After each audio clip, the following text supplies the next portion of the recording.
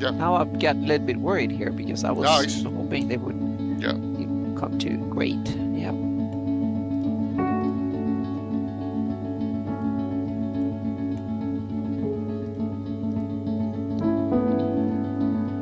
I got most of my VirtualGodCon XSplit broadcaster things up for all. They're all done and ready to go, which is good. I got that all taken care of because I'm not gonna have a lot of time. So, boom, boom, boom. Mike's in the chat. Okay. So he's coming. At least he didn't forget. So I don't think he's ever forgotten. No. So, yeah.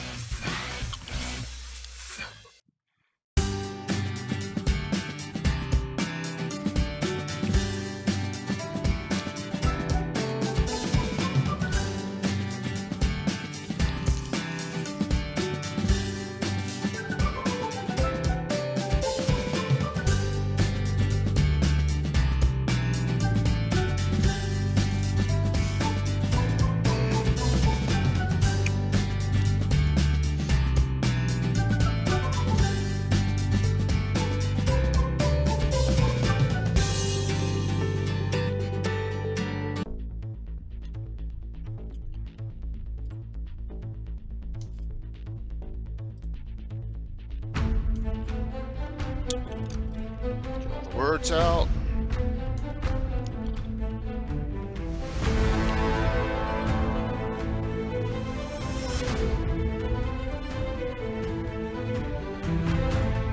So, comment, I go, let's see it.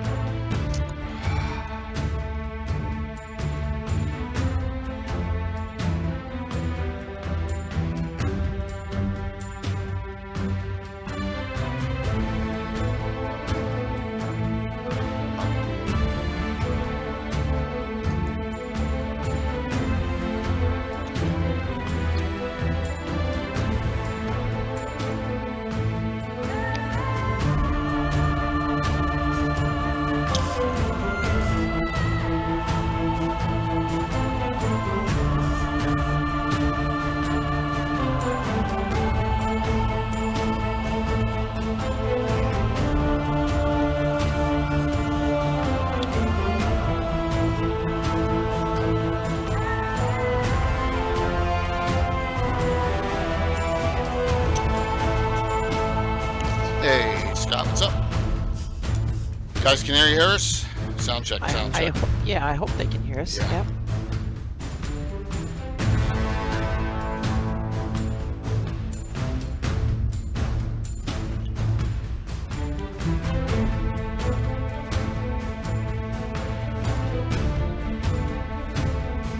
There comes Mike Disney and Raiden.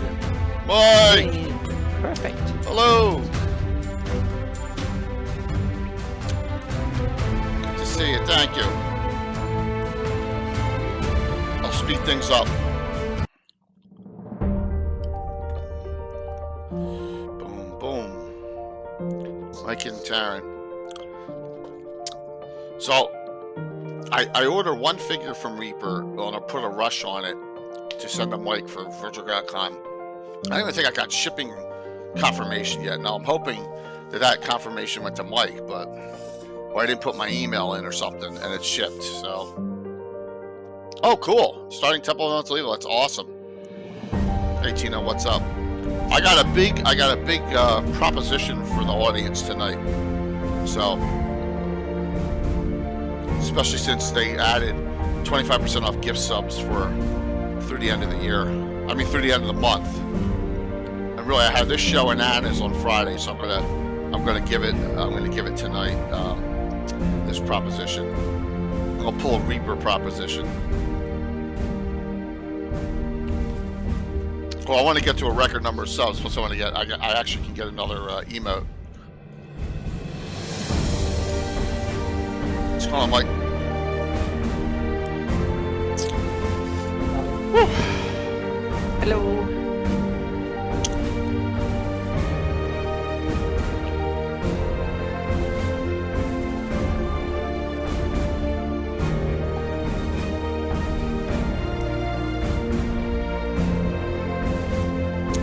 Let me see here.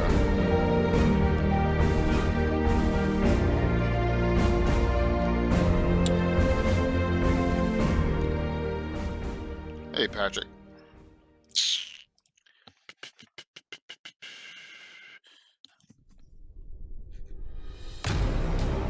Hopefully everyone's doing well. Lord Games. Once again, Mike. Join the fray. Mike Dizzy Screw, thank you so very much for the raid. As we get through two more sponsor ads. But then this is Chuck, so I can cut it short.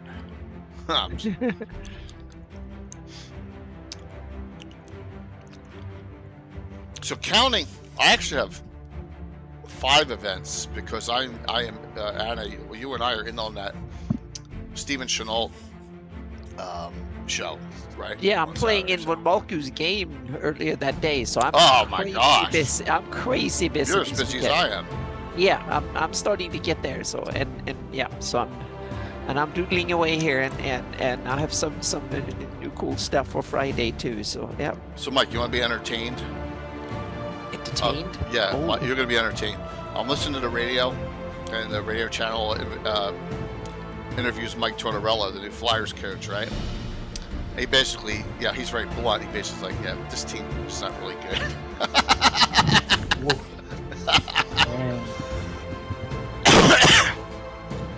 What's going on? This is going to be a fun discussion tonight. Yeah, I hope it can be interesting. So I think it will be. yeah.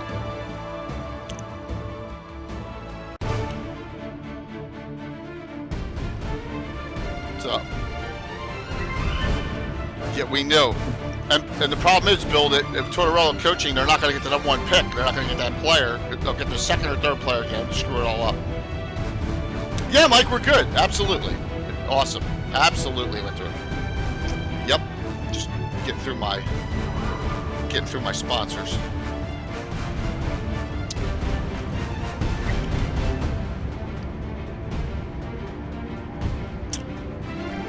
Yeah, the goal the joust will be on Twitch and YouTube both. Absolutely. Twitch 90 days, YouTube permanently. Sure. Just tried Gamescape3D.com and it's not working. It's a slow website. You're right. Huh. Or maybe it has to do something with the hurricane. I'll let Jeremy know. He's also got a Patreon. Dragonheart. Yeah, I see that. Yeah, he's 3D printer on the STL, absolutely. He has some companies that'll print his stuff though. Yeah, so Dragonheart, he has a real good Patreon too. Yeah, his stuff's awesome. I'll show some more in a sec here. What am I hitting? So, yeah, I'll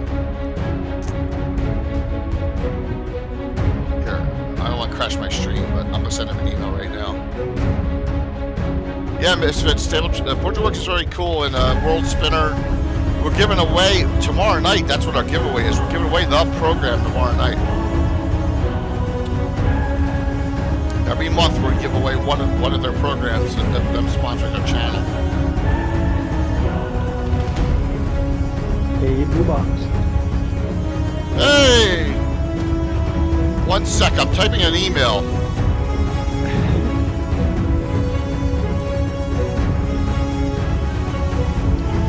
Noticed your site is down.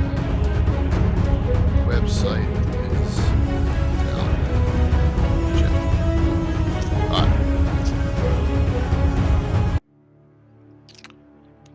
Wow, thank you so very much.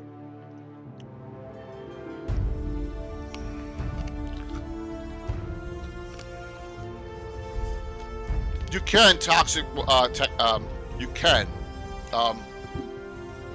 What I need to do is I need to find out the companies. I have a meeting with Jeremy upcoming, and he has some companies that actually print for him. We'll print too. Yep. There's also some people in the community who may do it too. All right, tonight politics and Greyhawk. Plus, I got an offer you can't refuse. We'll see. It'll help everyone, and you'll see why in a second. Or maybe. Hey, Wiley, what's going on? Legends and lore, politics and Greyhawk. All right, we're only 6 minutes early. Oh, come on, I'll show. Right, Mike? You're right, no, 6 minutes. Oh, so Balford, you got it, because Balford won it last month, so he got the program. That's awesome from a win. Yep. So good to see everyone's here. I'm JK Lorkazumba if you're new to the stream. Been streaming 4.5 years. Twitch partnered almost a full year. With me is the legendary Anna B. Meyer and the great blogger Greyhawk Mike Bridges, and we do this every Wednesday. And tonight we're going to talk politics and Greyhawk. But before we do that, here's my offer to the community. Now I know I'll say this again because I know you're not on. It's September, and they just added in last week gift subs 25% off. I'm going to pull a Reaper. I will match gift subs 1 for 1 up to 50, up to 50 with gift subs that happen tonight too. All right, for the community. And the reason I say, well, what do you say that's a big deal? Remember, people who sub get more points on giveaways, and you know how many giveaways we're going to have during virtual GrowdCons? Yep. So there you go. So I will match all gift subs tonight. And there you go. I'll do it at the end of the night. There's 5 from Wayne. So boom. There you go. Wow. So there'll be 5 more at the end of the night there too. 106. So somehow I'm gonna have to keep track of this. Let me get a notepad out here. So that's 6 so far. And look at that. We already got a hype train. All right, jeez. Did you get from 170? Yep, that's 1 more. That's 6. So we got awesome. Very, very, very cool. Yep, awesome. Yeah, I'm still coughing. So, Anna, talk about this topic tonight, politics. Okay, yeah, it's part of my series of boring Greyhawk academia to bore the hell out of everyone that watches this show, so to speak. We started with economics like a year ago or something, and it was my I urged and said we need to talk about this. I did my initial goal was to want to talk about politics, but we say let's ease in with something that is a little bit less contentious, at least at face value. So we did economics, and from what I remember, it was a really good discussion, and it turned out to be a good show, so to speak. So I said, what the heck? Let's go with this is convention week, so let's kick it off with the really kind of juicy topics that you can love or hate or loathe or whatever, but it's going to be different. And I promise you there will be something in this discussion for everybody, but there will be some of you will be interested in more of it, some of you will be less. And even if you don't like something, it's good to hear what it is, so you can be sure that you really like it for a good or dislike it for a good reason, so you can be sure that you don't like it, so to speak. So that's the premise, so to speak, and why we got here, so to speak, in this discussion. Yeah. It's so I remember that economics discussion. I'm like, oh my god, this is gonna flop, and it was a really it really was a good show. It really was a very good show. I can't even remember half the stuff we talked about. I know, and that's a good thing. That's the good thing about it, because now it's stuff we talked about. And I didn't do the drawing setup yet. Let me do that. So of course. Let me do that right now as we speak here. So, yes. Oh, another reason why I did it. Another reason why I did this tonight. See, they capped off level 5. You can go beyond level 5 now. What? Oh, look at that. We're already up to level 6, and I wanted to. Yes. Yes. D&D show. They need to go to level 20 at least. I saw someone at 21. I saw someone at 21 before. Oh, wow. So, yeah. Hold on 1 second. I still haven't put this in. Give me a second here. Wow. So we surpassed level 5 onto our level 6, which we've never had before, even though we probably had some percentages of that. So Yes, but I wanted to have some fun which with this doesn't tonight. kill us makes us stronger. There you go. All right, we're Yep. in. Mhm. Some reprint giveaways here that include Salt Marsh, Crystal Cave, Tomoacon, the Sentinel, the Gauntlet, Ghost Tower, Day of Alakbar. Oh my God, Wayne! 10 minutes. Looks like I'm. So that's probably another 10. Yeah. All right. So that's 33 so far. Wow. Now, like I said, I'm matching this at the end. So. Thank you so very much. I shouldn't have used my Prime sub today. Oh, it's gift subs actually. Yeah. It was a gift. It was I mentioned. Oh, Yep. Anna Banana. Wow. All right. So there's another one. So that's 20. That's 34. Jeez. Oh, thanks, Kai. So yes, level 7. So that's it was smart of them to do that, right? It's finally smart of them to cap that stupid level 5 off. So yeah. But this is gonna be this is gonna be going on the whole show. I apologize. But wow. Whoa! What have you done, Jay? Yeah, walked into that one. Yep. Yep. Oh, Yep. oh, It's Destroyer coming out. there 5. Oh my God. We'll never get. Yeah, you get to 50, and 10, 20. before That's then, the 40. new one will- That's 40 already. See? We're There you 10 go. off. I'm Yeah. gonna be spending $250 because I'm gonna do 50 more gifts. It looks like right now we're at 40. So, yep, it's really cool. I appreciate the support for the community. So, Anna put together a great list of stuff. Yeah, I put together some thoughts and thank you, some everyone. talking points and stuff for this show. Some great yeah. talking points. Mike, you got any ideas on what you would say about the synopsis of this discussion? What do you think? The synopsis of this Yeah, discussion. like on politics. So, yeah, I really thought about how we know what the governments of the world of Greyhawk are, but we don't really ever talk about how they work. So, as I was kind of jotting some notes, I was making some, looking at how some of these governments actually operate, which governments do, vote, which have councils, things like that. Okay. Very, very cool. Yeah. For me, I started, I start thinking of tangibles, and I'm going to talk about how high. The highest I've seen, Mike, is 21. I saw someone had it level 21. But you know what? Why would I wait? I should do it now, and then it would add into it, right? Correct, everyone? If I'm going to do gift subs, I should do my 50 right now, Yeah. right? So yeah. Here we go. Oh, geez. Whoa! I'm gifting 50 subs to the community. Let me up. Oh, Samuel just did our Damn, 5. Samuel beat you to that. Yes!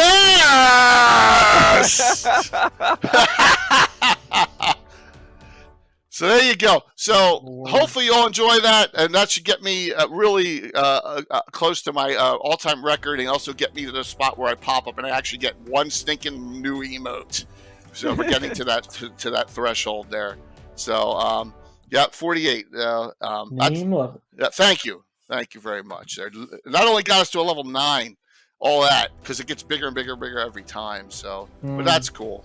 So so we got 48 from all you, and from me another 50. So that's good. So I did my 50.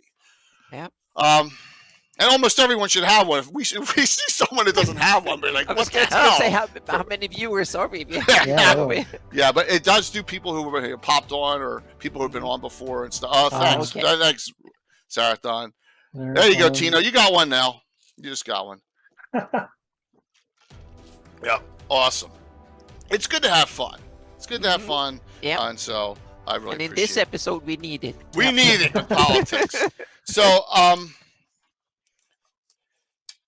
So let me go through how this is useful for the campaign, Let's- Anna. Okay, Lead it yeah, off. yeah. Let's start with a couple of ideas I had going into this discussion, and is that I want to approach this from 2 points, so to speak. And All right. first is that I'm a political science nerd myself Oh, in well, the there you real go. world, so to speak. I studied political science a lot. I worked with it a lot and stuff. So I want to apply it to and since now I'm not dealing with the real world much, I don't have a job or anything, and my brain needs something to do, so to speak. So I analyze Greyhawk from a political science perspective. That was one way of getting into this. The other perspective is to try and figure out how to sell this idea. How can it be useful for people's game depending on play style and stuff? Because there is some play styles and some DMs want to go whole hog in on this, and some say, oh, I just want to pick the little cherries in the cake and say, oh, that little bit I can get into. And there, I think the first thing to look at politics in your games is, are they just a backdrop, or are they a centerpiece in your campaign? They can be anywhere. It's a scale, so to speak. But if you take the extremes and just take a little bit, some people, let's start with politics as backdrop. A lot of campaigns and stuff, politics is there, meaning you have a little bit, there are wars going on, maybe you have a corrupt ruler somewhere, there's an evil cult, meaning a lot of these tropes that we have as standards in the campaign, they are political phenomena, meaning the cult might want to corrupt everyone and turn them into undeads, or overturn the whole world or something. That's very political. You want to change things, meaning politics is the set of activities that are associated with decisions and forms of power and how it's distributed and who has power exactly and why. That's political science. And if you look at a campaign from those perspectives, meaning cults are political activists, the king is political activist, the guild masters, the thieves guild, all these are political actors in one way or the other in a fantasy world. But in some campaigns, it's all about going out, killing things and getting the treasure back. And what the king does and the thieves guild, that's just part of the backstory, part of the landscape, so to speak, that a bit of flavor, not more than that. You don't want that to mess with it. So then that's politics as just a little bit of varnishing, painting on top that makes it cool. Yeah, the players don't care at that point until like they're taxed on the exactly. Yeah, that Push maybe penny. So yeah. So that's politics as backdrop. Politics as center point. That is when you throw the characters into politics. They are either working for one of these political actors, trying to change the world in one way or the other, or they're trying to stop them. In a sense, the ultimate political in this sense is Lord of the Rings, meaning Sauron is trying to end the world, take all the power in the world, and the poor characters, the party, they are tasked with stopping him. So that's kind of politics down to its essence. One is trying to doom the world, and one will be like in Greyhawk, will be you against Thuristan. Thuristan wants to end things and you want to not end it. That's kind of politics in a binary form of 1 or 0. I guess so. Yeah. But to me, I think where the politics comes in on Lord of the Rings is the council, where they decide, all right, who's going to do it. Exactly. Oh, That's yeah, the that's thing. a good point. Exactly. Good You point. want nuance. Politics get interesting when there is nuance into it, and it operates on various levels and stuff like that. And that's why you can pick 1 or 2 little aspects and put them into your game, or you can take the whole kitchen sink and throw it in there, and how much you want to throw in and which parts is what I think we can try and tick them off a little bit, because there are different aspects that are some of them can be really interesting. One obvious that is already in the rules in first edition is politics as treasure, meaning you were supposed to get like a castle, a title, and land and stuff like that. That's politics as treasure, and that was in the game early on, so it was kind of but now I'm going off. It's okay. Josh said tangent something. here. Josh said something. I said something back to him. He's like, That's about good. the vampire. Yep. Yeah. I was Oh, like, see, there you go. Yep. Let me get that out of the way. Yeah. But and a couple of examples of political phenomena that I think could be real. Just a teaser of what we can discuss here is like military campaigns. You can go in and fight wars and sieges and stuff like that. That's political. Who's attacking who, for what purpose, or for what reason, so to speak. And then diplomacy, meaning you try to sway another side. You are sent out as an emissary trying to bribe someone or deliver a threat, or trying to negotiate ransom for someone who's kidnapped, or something like that. Diplomacy. policy. That's another type of mission and campaign that is highly political. And then you have clandestine violence, a group like, think about in the Gord books, you have the beggar thieves and the thieves guilds clandestine war. That was political over who's supposed to run the streets, so to speak. That was in kind of one aspect of the city of Greyhawk, and it's you murdering who, and you bully them, and or you prevent the other side from doing that to your side, so to speak. That's also very political.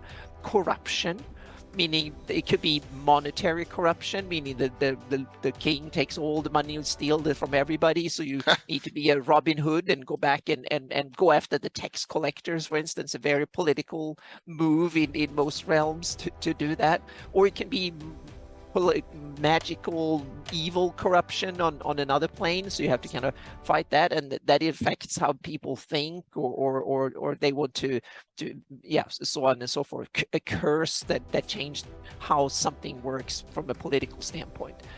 And then we have rebellion, very, very political, can be very interesting to the evil king and overlord. We need to overthrow him. So you go out and recruit a bunch of other characters, and you go and overthrow the evil tyrant that you have in your area. Very political. And then you have another side of politics, that's pomp and circumstance, meaning lavish parties and big feasts and stuff like that. That's so all of these are things that we associate with various different campaigns. So you can kind of pick and some of these things and put them in your campaign. A lot of you run campaigns that are highly political in this sense, but you don't really think of them as political. They just happen for one reason or the other. So I love when you know me, I go to tangible in my game, and this is great because everything you put down here is very theoretical and really gets me thinking. And I'm thinking to myself, where is the most, not counting my Altimeter, we'll talk about, because we're going to have a whole bunch of talks about that in upcoming stuff during GrowCon. Where's my most political game that I have? Yeah. And it's got to be Hardby, right? Okay. Yeah. I mean, it's just so crazy over the top, all the different factions there going there. And the merchants fighting, you know, it depends on what version of it you're playing, and you got the throne of wood. Yeah. Let me flip over to this. In your campaigns, have you had campaigns where the party or the characters are supposed to sway how things are done in Hardby or something? Absolutely. Yeah. And I wanna throw up some things here real quick, and like here. Okay. So this is from Hardby City of the Scorn by Paul Luby, which was in Dungeon Magazine, April 2004. Living Greyhawk approves. This is during the Living Greyhawk era, and man, it keeps on coming. Oh, thanks, Patrick. It's funny. BB fan fun of Valmoker didn't get out of all that. Over 100 subs, didn't get one. All that. You know, sorry, but Valmoker just got one. So good. Yep. So right here, Order of the Thronewood Chapter House. It says, if you don't know about the Order of the Wood, it's really a great, wonderful organization. It's the essence of womandom in Hardby. So, and it says it's a female-only society dedicated to furthering the cause of womankind and the Flannes as a whole, in Hardby in particular. Founded early in Hardby's history, the order was originally called the Yevas Yalak Akasan, ancient Sulese Order of True Womanhood. There you go. The current less politically provocative name, so right there's the politics in there. It was adopted after the Merchants' Coup. You know, whether you have what levels of you have that is you know. The order accounts most, if not all, of the gynarchy among its members, as well as many of Hardby's female judges, clergy, mages, and warriors. Has a loose and formal structure, although members are bound to render what they can to other members and strive for rights of superior sex. So it is, and it says here, you know, there's a power struggle here in the gynarchy reflected in the order. There's a lot of politics going on here, and this drew me right to what we were doing in Hardby. So I just love it. See, you have, and that's the thing. Meaning, you should, in your campaign, you should have as much or as little politics as you like, and it's also in the role you want, so to speak. It's like some. It could be just, and we're going to get some nuggets that you can introduce without having any political that are political but don't really change your campaign much. But there's some other cool. I have a question about Hardby. Yeah, please. So, being probably the least knowledgeable Hardby person here, I saw in my bit of research today that while Hardby is a gynarchy, it is actually ran by the Greyhawk domain through a military governor. It depends So on who's a what. man. Right. It depends on what So- version of Hardby you're running. That's why I was asking. Yeah. Like, is this something you guys go with? no, or I do. don't. Or Anna does. Oh yeah, I do. Anna I don't. does, Jay Yep. doesn't. Okay. So I do. Uh, Yeah. let me flip back to But I didn't Because originally. that But it was don't sound after as the fun war. to me. it's not. It's not. Oh, but- well, it could be, but I mean, there's like how many, female ruled. yeah, and places them that bickering are. amongst each other, Yeah. and that So Yeah. I have there's influencers in those organizations, in the military and in the merchants, because different stories. It could be the merchants, it could be the Greyhawk militia, or the Gynarchs. I like it as the Gynarchs, Yeah. and they kind of they've tolerated and they've Mhm. kind of usurped Mhm. in my game, which is fine. Yeah. And you can play it however. I remember we've had discussions with Brian Blumklotz on Hardby a lot Mhm. in the past, and all of us, Anna, myself, and Brian's, were completely different. And Yeah. I think that'll be That's about weird. Hardby, the way we ran them. I Mhm. think Yeah. there's and another I did- place, Anna, right? Oh. Two places in this campaign setting that are so different that we run Hardby. That's amazing. Yeah, crazy, and Shieldlands. Oh yeah. Shieldlands yeah. is completely And- different. Mhm. Yeah, and go oh, ahead. sorry. Go ahead. No, go, Anna. Go. I was going to say Hardby. It was because I didn't invent the idea that Greyhawk took over Hardby. That was something I think came in Carl Sargent era after the Mhm. war. He kind of said that okay, now Greyhawk takes over it. Now I saw some logic in it because they need each other for trade reasons because they control various parts of the same trade route. And since Greyhawk turned out to be the biggest of the bunch, so to speak, so they kind of punched a high weight. But still, I want to kind of route for the underdog at times. So I was like, how should I kind of tackle this on a hyper political way locally, so to speak? So I realized that the Gynarchies or they are kind of smart because politics is not all about winning openly outright. You can win by other means, so to speak, in politics. So what I had was that the Gynarch actually accepted the overcoat from Greyhawk, so to speak. Say you can have a governor there because when everything goes bad, she can just blame Greyhawkians for it. So you can just say that, oh, economy is not good, they're taxing us too much, and stuff like that. So she actually gets more popularity and more control and influence over her population because now she can truly blame Greyhawk for a whole bunch of stuff. And every time Greyhawks try to use real hard power, she becomes more and more popular with people, so to speak. So sometimes you can have formal power or you can have informal power in politics. And so I turned the Gynarch from a purely formal ruler to more of an informal ruler that actually has more power afterwards than she had before, so to speak. So you can, yeah. Mhm.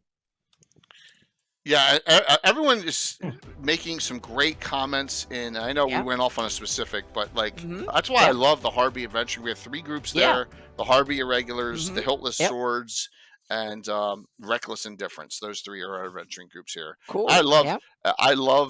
Plus, there's a Slavers tie-in. There's some bad, evil, Alita Yeah. Nobilis, and it really, and it's a cool area. Oh, yeah. If you don't cover yours. It's a well-designed area from published content. It's logical. There should be a city there. It's well-designed, Shouldn't it well-mapped. be a and bigger city, given its importance? I think so. Yes, I beefed probably. up. Yeah, But I like beefed it up. smaller cities because they're manageable in gameplay. Mhm. So Yeah. yeah. Yeah. If you don't take into account, sorry everyone, I'm bashing. If you don't take into account everything that Loathing Greyhawk destroyed in the area, you can have a lot of fun with stuff. So, Yeah. I've had a lot of my own custom locations here, like the Gravemore, Miraculous Mhm. Isle. They're all ads. So, which you can still get. You still have open spots, Anna, for that? Oh yeah, there's a couple of open spots left. Awesome. Yep. Very cool. Hey, Mattias. So I want you all to know, thank you very much for that monster level 9 hype train. And the reason it's good, you know, subs get an extra ticket, and they always have, for giveaways, and that'll help you for getting some of these unbelievable sponsor gifts during GreyhawkCon. So there you go. Level 9, we get a stronghold and attract followers. Exactly. Yes. Very political. Yep. Very cool. So let me flip back here. I wanted to go to that specific.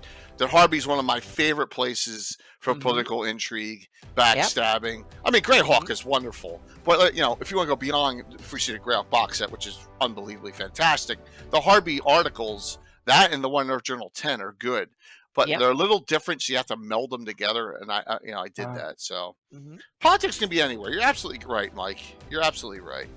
Yep. Yep. And the great thing about them is you can go crazy with it too. A lot of people really like to play that route, and that's a good way to go with higher level adventuring too. I'd be interested to see Mike's views on Nyron politics, because all I came up with on Nyron was the monarch has absolute power. Mike, you can link your website, please do, and that way you can. Which was kind of a non-starter for me. Right. But that ties into the next topic I wanted to or the next aspect of this, and that is who holds power. And the first one is I put in institutions and formal, informal, and it's perfect. If you read the Constitution of Nyron, it probably says that the king has absolute power, period. But in a country of over 1 million people, that's an impossibility. Of course, there is a lot of other interests that holds other formal power, but they might be formally inept, so to speak, meaning every decision is supposed to be made by the king. But in reality, of course, that doesn't happen. The king has informer other people in his court that makes the real decisions and stuff. And then you have other power groups that are informal, so to speak, like thieves guilds and cults, religious leaders, and all sorts of power people and factions that have power. Even in the empire of Ayuz has far from all power, so to speak. There is a whole bunch of others. So one thing is the formal, meaning if you read the paperwork, the specifications, if you ask a sage in Realmord what is the king's power status, he might say that, oh, I'm learned, I know everything, I read every legal book about the governance of Nyron, that the king has all the power. But if you go out and ask the head priest and stuff for various powerful churches, they will say, yeah, but when it comes to, I can tell my flock how to what they should think, and so on and so forth, and who should be the next whatever, some head of a guild or something like that. And they also have enormous power. Guilds can go on strike, they can stop producing things and stuff, and say that now we're going to lessen the king's power a little bit and kind of snub it for some reason. So there is a lot of this that can go on under there. So formal, informal, that's one thing you can play with. And then you have institutions, and that's an interesting, because we don't know much about institutions, meaning in the real world we have almost powerless ones that, like the United Nations, and then you have very powerful ones that are under the hands, like the Vatican, that has no power for real, meaning you can have religion that has in the world of Greyhawk that has no formal power, but they can have very subversive real power over what people think and do, because that's ultimate what political power is about, to get someone to do your bidding for one reason or the other, so to speak. And in the fantasy world, you have various factions that can go from very, meaning there might be a Scarlet Brotherhood is a perfect example of something that is described in the book, of having immense political power informally, real power, but not formal power, because it's not one of the strongest nations, but it's one of the most influential ones. But then you go to Theocracy of the Pale. Yeah. And then it's church power. Exactly. There you have, then you have they're all jammed up in one. It's it's interesting because there you have the Pale is described as a theocracy that is open, overt about it. It's all about Folters and Foltians, and if you're not a Foltian, you will be run out of the country. And then you have another theocracy that doesn't seem to operate in those terms, and that's Veluna. That seems to be very soft, kind of outspoken, very laid back, very, no, we don't put heretics on the fire in our jurisdiction here, so to speak. So Yeah. So they seem to get scot-free, but they're still a theocracy, at least formally, but described in very different terms. Is it a theocracy, or is it just that the oligarchs or whatever It's are an arch-clerisy, Right, which right, is kind of interesting because people who are into, and we will get to that later on, so to speak, but it's a different term which can mean everything in reality or in perception. Yeah. Yeah, so it might be simply a way of telling people that everything goes around. It's wonderful because we are not a theocracy, we are an arch-clerisy. But they might burn heretics in the basement too without you knowing it, so to speak. So it's kind of sometimes labels matter in political words, and you can use it to subvert, to divert, to kind of screw with hapless characters' perception or something. Or characters can go out and use that in swaying others and stuff like that too. So formal, informal power is something you can play with a lot. And then we get into, when we dive into factions, we come into these kind of interesting ones that, from an adventuring perspective, most interesting factions, the cults and those kind of that are standard fantasy tropes, so to speak. You also mentioned, you say from noble houses to cults. Yeah. And I want to point that out, that is a good direction to take your campaign. Yeah. Whoops, I killed you, Admiral, there on that one. There we go. So if we come here to my Selene, look at the map is dotted with all these noble and lesser estates all throughout Selene, and that's a good way. I created an entire structure here where there are 10 noble houses of Selene that kind of, and Lady Ralta, has Yolande has the power, but there's houses below her, and I kind of did that because I thought it just, because you have gray elves. I always tried to, I know you and I will go off on a tangent on this, but I always wanted to know, why are there gray elves and high elves there as according to the glossography? And I'm thinking to myself, I'm trying to find this. Jay's not 100% prepared. Oh, it's okay. Yeah. Noble Selene 2022. All right, of course it didn't come up there. Here we go. So yeah, and here we got that should show it.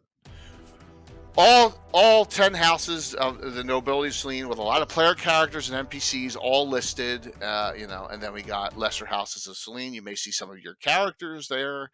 You may see some that are, like, here's Ixeli, that is Mandy's character in the Slav Squad, members lesser houses. So, yeah, and that's kind of, I think there's a tension that goes on between some lesser and noble houses. And I kind of said, well, Erelhai Sinlu and Menzo Barons and Sari have all this dark elf political intrigue, right, Anna, where they're trying to backstab each other and take each other out.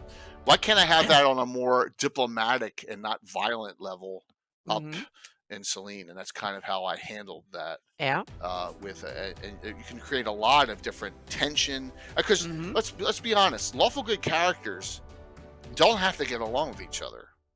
No, exactly. They can almost hate each other and stuff. But I think the difference in that sense, that I think and now it's touching alignment, which is one touchy subject. So this is just my view on it. You can play it out differently, but I would have that lawful individuals will adhere generally to the rule. They will, both sides, even if they hate each other, they will both agree generally that there are certain rules to things like constitutions and so on and so forth. In order to win power legitimately, you need to adhere by the rules, so to speak. So two lawful good nations, for instance, or two lawful good kings, they might disagree on trade or where borders should go, who should replace them or succeed them or something like that, Right. or if they should go to war against Ayus or not. But they would probably have some sort of protocol. They will meet and they will discuss, or they will try and say that, okay, we try to convince as many barons each, and then when all the barons come, then the barons, whoever has the most barons on his or her side, will win this argument, or some other procedure like that. Or joust, for instance, we let our 10 knights of each side battle it out in joust, and whoever wins the most, you can.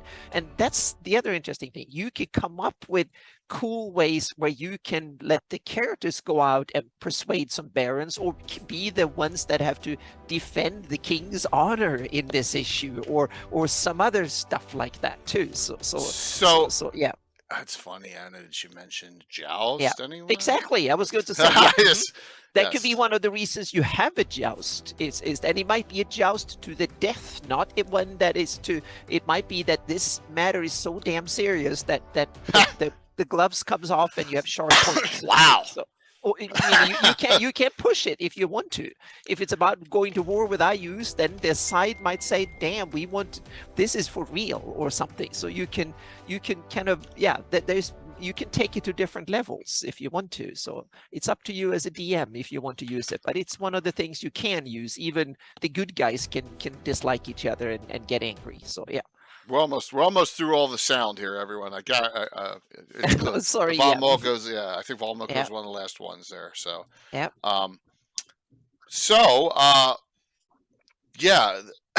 You can do that with, and I think the Keelan set that way a lot too, with nobles, non-nobles, Sul versus Meridians. Excuse me, still got this.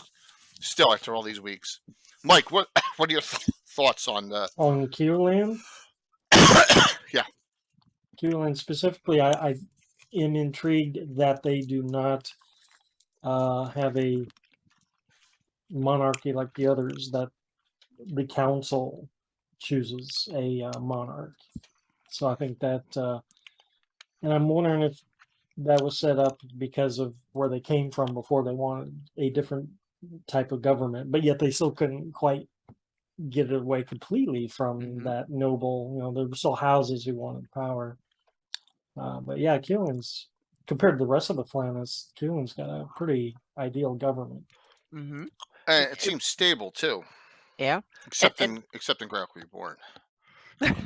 Yeah, but if you run in one area, you need to destabilize it, because stability is not fun for campaigning. Yeah. You need some destabilized. Yeah, you need some action, so to speak, political action, one way or the other, in order to spice up your campaign. But when it comes to like Keelland, then I think there's one interesting point that should be a big, or play a part in this discussion, and that when it comes to formality and diplomacy, I think that at least in my campaign, there is different political status and formal diplomatic status to different countries, meaning there's a hierarchy of who is highly ranked or lower ranked in diplomatic recognition.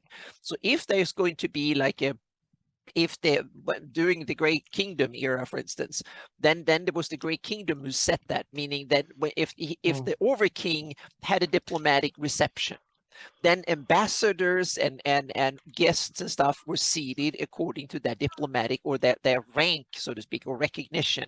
And then it was important if you were an empire or if you're just a mere kingdom. And it's a huge difference if you're a recognized sovereign like a king and so on, or just a provincial, meaning you can be an earl or a duke in Furiundi or Nairon, and you will be a very powerful one. But if you're a mere earl or duke in some little petty thing like Shieldlands, you might have the title of an earl, but no, you're not anywhere near on the level of an earl in Grey Kingdom or an earl in Nairon, or one of the more sovereign, more powerful nations, or an earl in Keelland that is an empire. An earl in Keelland is almost as powerful as a king somewhere. And God forbid, then we have the nations that don't have political diplomatic recognition by Grey Kingdom, like the Bandit Kingdoms. You can be a king in Bandit Kingdoms, call yourself a king or an emperor. No one in Rossi's or Relmord would ever put you at the king's table, so to speak. No. You will be glad if you can get through the door, because you will be one of these riffraffs outside of civilization, so to speak. So there's a lot of this stratification and stuff, and that could be interesting if you take the party to one of these political stuff and diplomatic receptions and stuff like that. They need to know which table to go to, and if they don't know their status, they might be a very big political cock up and a mess with kings getting angry, and you can start wars with less stuff than that, so to speak. So, and just how to address people according to their political status. That could be. I had a campaign in my Rel Devon campaign. They had to go in and have an audience with Prince Carvent, and in order to get that audience, they have to figure out his proper title and all his holdings, so they knew how to address him, and they had to rehearse. So they had the guard at the gate. His only job was to make sure that everybody knew how to address the prince properly. Otherwise, they wouldn't get in. And that was kind of a 2-3 session adventure, just figure out making sure that they got it right, so to speak. But that's political obsessiveness on my part. Yeah. Mattias has a question I want to answer. I've got a question. I've got a game set in Neural in the early 590s. Tab and LGG both talk about what Elitza and Neural might do next. However, there are political consequences and pressures which affect this. Here's where you made his mistake. Talking to some in the community complicates matters. Well, yeah. Yeah. Because you got... Yeah, sorry. You got... I'm going to say right here. You got Les's opinion. You got Rich's opinion. You got everyone else. I'm just using them as the... Yeah. And if you talk to 5 people in the Greyhawk community, you get at least 7 opinions. Yeah, 7. That's right, Anna. Yeah. I'm not trying to say that's bad. You get 2 from me, and at least. How can one account for all the moving pieces, motivation, and complexity of Greyhawk politics? What you need. This is my opinion. First off, if you want your problem solved, and Blue Box John's campaign, the Spine Castle Horde's going to destroy Neural now, so you can just have it destroyed. No. That's just like they would. No, I'm just kidding. I'm kidding. Damn. Well, they are doing that, but yeah, I'm kidding on that. But this is what I would do. Simplify. Oh yeah. There's no need to go overly complex with multiple schemes. You keep it simple, 1 or 2 at a time, and just have fun with it and highlight that and make sure your characters are involved in it somehow. Yep. And have fun with it, as Amy said. Go ahead. I was going to say that my advice is to always have one more level of complexity than the players ask for. That's the perfect balance. Yeah, one more layer. Whatever, that's right. Whatever the detail the players want, you should have one more layer of complexity beyond what the players are asking for. And that is that's my golden rule, but it's very, very hard to live up to. I'm usually 2 or 3 or 4 levels deeper than my players ask for, but that's me over prepping. Dumbly over prepping, so to speak. But I think that's the golden rule, to always have a little bit more depth than the players ask for. And it's hard to live up to, but I think it's something to keep in your back of your mind when you do campaign planning. Get to know your players, your play style, and how you run it around the campaign. If no one is asking for this, you need just superficial cool things, meaning you need a cool title for the whatever the lord is that holds the feast that the characters are invited to, and that's about it. You don't need to know more. And if someone is supposed to be stabbed in the back, you might have a cool reason for that to happen. That's it. You don't need more politics than that. That's a good campaign. Absolutely. But the campaign gets better if the whoever potentate that have the dinner holds the party has a cool title, and there is some cool, interesting reason for someone to get murdered. That's good, so to speak. But you don't need to get deeper than that. Shades of Grey. That's why it's Greyhawk. Yep. Yeah, and make it so whatever level you're at, your players feel intertwined, right? But maybe what they do does not affect that level above. That's what I do all the time. And here's That depends. Yeah. Oh, sorry. Go on. No. I do that in Greyhawk City all the time. I don't Yeah. want to mess with the oligarchs. I don't want to kill Orgnension, or I don't want to go there. But that level. I'll give you an example. All right, I'm brag. Here's my sealed Free City Graph box set. Right, I ain't opening it.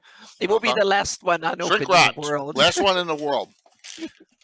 If you know, in these books, here, I think Mike knows where I'm going. A lot of people do. Yeah. The River Quarter and the Foreign Quarter, there are leaders of the Thieves Guild that are trying to overtake what Naroth Gosgill and Orgnension are doing. Thomas Rotek and Sharon of Kurl. Perfect little subterfuge intrigue that you can get your characters all involved in the Thieves Guild. I have something going on like that in Altamira too. Once again, we'll hold that off till the weekend. But it was fun, and it was multiple adventures built up over time. Not just one, not just go and find them and kill them. You had to really build this thing up over time, and that's published source. There's no, you can do that in almost any city, but that doesn't affect the people running the city are still running the city. I don't like going there a lot. So the level of politics should match the tier of play. Yeah. Mm-hmm. All politics are local, as someone said in Greyhawk. Right? Oh yeah, that's and that is true, because all the big events should have local repercussions, and the big events you can just come up with the local ones. So yeah. Yep. Middle level is the merchants and how they charge for goods, or how they're trying to gain favor access with the king or nobles. Yep. Yep. And there's politics everywhere in Greyhawk. Yeah. Just rife. And I think Jay, I think your advice on don't go up there, so to speak, is a really good one, because if you start killing off kings and emperors and cult leaders and Ayus or whatever, then you start having a world that might be a bit too chaotic, even for a political junkie like me.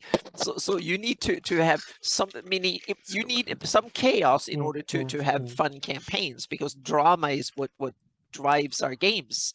But on the other hand, too much drama, you want to have some consistency in the world. So a little bit of chaos here and there, and you can have different nature of chaos, so to speak. But don't overdo it. Don't start stabbing every king in the back, so to speak. It's certainly not at once, because then people might be scared of Tharistun coming or something. So apparently, thank you so very much for the hype train.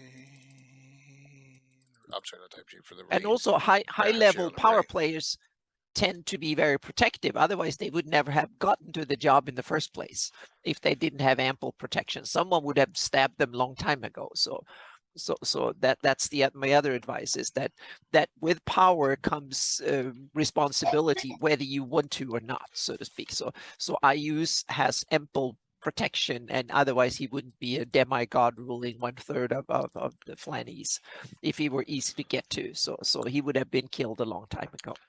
You need to, and it's just like when you're a kid and you're playing Monty Hall D&D, you're picking the Tarrasque out of the Monster Manual too, and all the dragons, and you know what I'm saying. You do not go have, we're all guilty of that. But I've been there too. Yeah, you need to have it so that there's always someone more powerful, and there's always someone who looks down on the players and say, you're a threat. And that makes it fun, right? No matter where you are. That's a good thing to have. Yeah, so. And if you start disposing the really high ones frequently, they are more difficult to develop. It's better to have nemesis on the low mid-level that you can put in. Realize you as a DM, you are the one that needs to provide the cannon fodder, meaning it's your stuff that gets killed more than the players, the characters. So that means that you have to provide ample of victims for the campaign, so to speak, to lay down. And I think that's important for the fun, but not unrealistic amounts, so to speak. But it should be, if the going gets tough and bloody, there needs to be sacrifices in NPCs and monsters and whatnot. But also, meaning when you play these Monty Hall when you're a kid and stuff, these are things then of course you skip. Meaning all this what we talk about in this episode is for grown-up play. These are aspects of the game that are I think should be for people who want to play yeah, if you want to run a silly game or just a relaxed one shot with no consequences on that part, then this is not the discussion. But if you want to run a long-term campaign and keep it interesting, I think a lot of these points are interesting for long-term campaign building. All right. So I know, Anna, we're on Who Holds Power. You do Yep. you want to talk about power structure there next? Yeah, I think that's kind of interesting. And I wrote in example of City of Greyhawk, and that is like meaning power can be divided. Meaning in the real world, look at the U.S. We have the legal power, the executive power, and the legislative power. But in a fantasy world, it might be different, so to speak. You can have someone is running the economy, meaning if you look at the City of Greyhawk, it's run by thieves, it says. And I don't know if I take that literally true in my campaign. It's not just like a slogan, it's literally true. It's the head of the Thieves Guild is in many ways the most powerful individual in the city. And then I try to build, and then you get like a power struggle in a power structure in reverse in many ways. What is the outlaw? But there are examples of that in real world too, when you get the organized criminals to take over a whole area and then start running it, and eventually they become the power structure, so to speak. But there you have it, meaning what does it take to become a power figure in the City of Greyhawk? And they don't have elections or any of that. So well, that's not true. Well, okay. Yeah. That's not true. They exactly. do. They have a ruling council, and they but also it's not for sorry, go on. They also have those bought titles too. Exactly. That's what I mean. The elections is not what we think of in a democracy. It's the elections of in order to be part of it, you probably have to bribe your way in, or you simply have to have enough thugs that you can send out on the streets that you become someone to reckon with. And that means that you get a seat at the table. And that's when you might get votes or influence out of you. So you have to grab power one way or the other, so to speak. And then that comes, so in Greyhawk, it's structured. I think you have a formal, those who are in council, they are formally recognized as power holders, so to speak, and they can vote between them who's supposed to run the city. And then you have a lot of informal ones that are kind of waiting in the wings.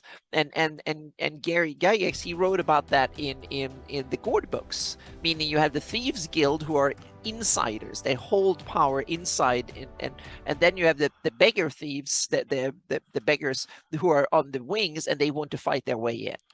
And to me, it's one of these kind of really cool political machinations in the fantasy world. So and this is why I say this is the best publication ever. If I can find it here, I'm sorry. And make sure I'm in the right book. All right, this should be this one. The cover itself, Greyhawk Adventures, Folks, Feuds, and Factions. So really, this is the ultimate political book that was the first, that was made. Yeah. In Greyhawk and for the free city. Yeah. And I think it does a really good job of starting listing all the guilds and who runs the guild and what they're doing and stuff. It's a good, because it's kind of built on the idea of medieval guild society, so to speak, and guild-based economy and politics. And there was different. You needed to, if you had a trade and then you were kind of very successful in your field, then if your field was important enough in running the city, then you got a seat at the table, so to speak. And then and I can also see that then it could be perverse reasons why someone like the Thieves Guild. So in my take on it is that the Thieves Guild are effectively the tax collectors.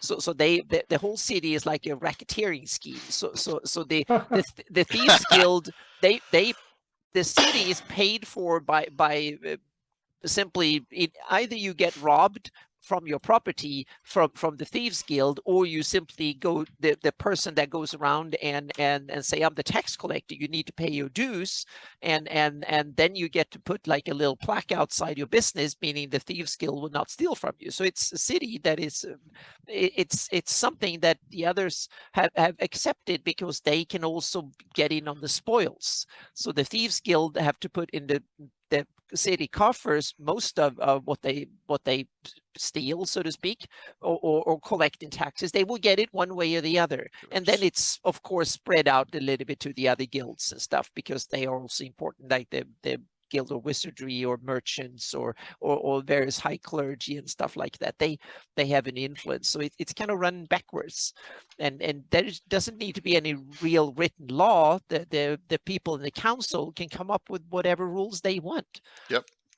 And here's a listing of the oligarchy of Greyhawk. Now, Aluk and Ren of the Star are dead. Yeah. But beside that, I think everyone else is, But you have the number fluctuates. Yeah, the number fluctuates too. Exactly. Someone gets stabbed in the back, or they don't like him enough, or they screw up somewhere, or they don't pay their dues, or something. They are out, or someone else comes in. Maybe a new religion a new cult gets accepted in, and they can sway so many people in the street to cause so much mayhem. So they might have to reluctantly get accepted, and then you have these kind of weird things in politics where you might want to have your friends close, but you might want to have your enemies even closer. And that might be when the guild realized that we need to know these cultists, so you simply invite their leader and get to know them, and therefore you can kind of kill them off faster, so to speak. So you exactly retire them. So yeah, you have to have the proper, and that's the interesting thing in politics. You need to use the proper nomenclature or way of talking about it, which can be fun in its way. Just like using voices, you can use proper titles, you can call things not what they are, but you can have like newspeak. Read Orwell,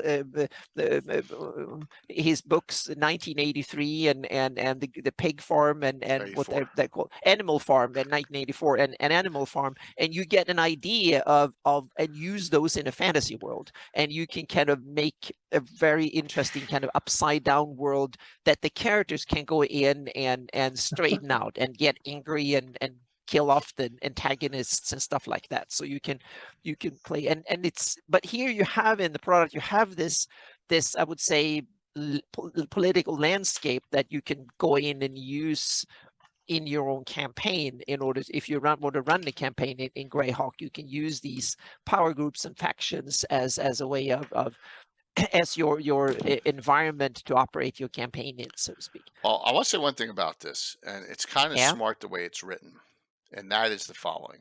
You have to be a citizen of the city before you can even become on the oligarchy.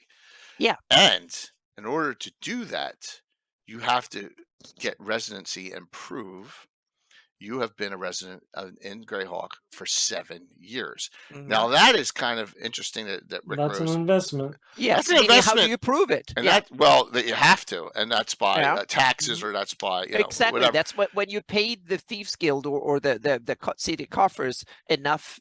If there is a record for you the past 7 years, then you can. Right. Yeah. But I think that is.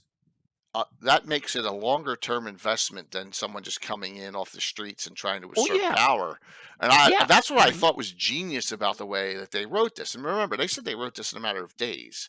They were Rick Rose. This is Rick Rose and Carl Sargent's, and they were in that house in England when they wrote all this. I just find it is so fantastic. And once again, everyone, a lot of this I'm loosely basing my Altamira rules and regulations and some things on what they did in this box set, because it's so fantastic. The book Starship Troopers. Yep, unless you're a citizen. Yep, exactly. Yep. You got to be a citizen. Owning property. Yeah, that's true. Will. Will's joining us in the joust as a special baddie too.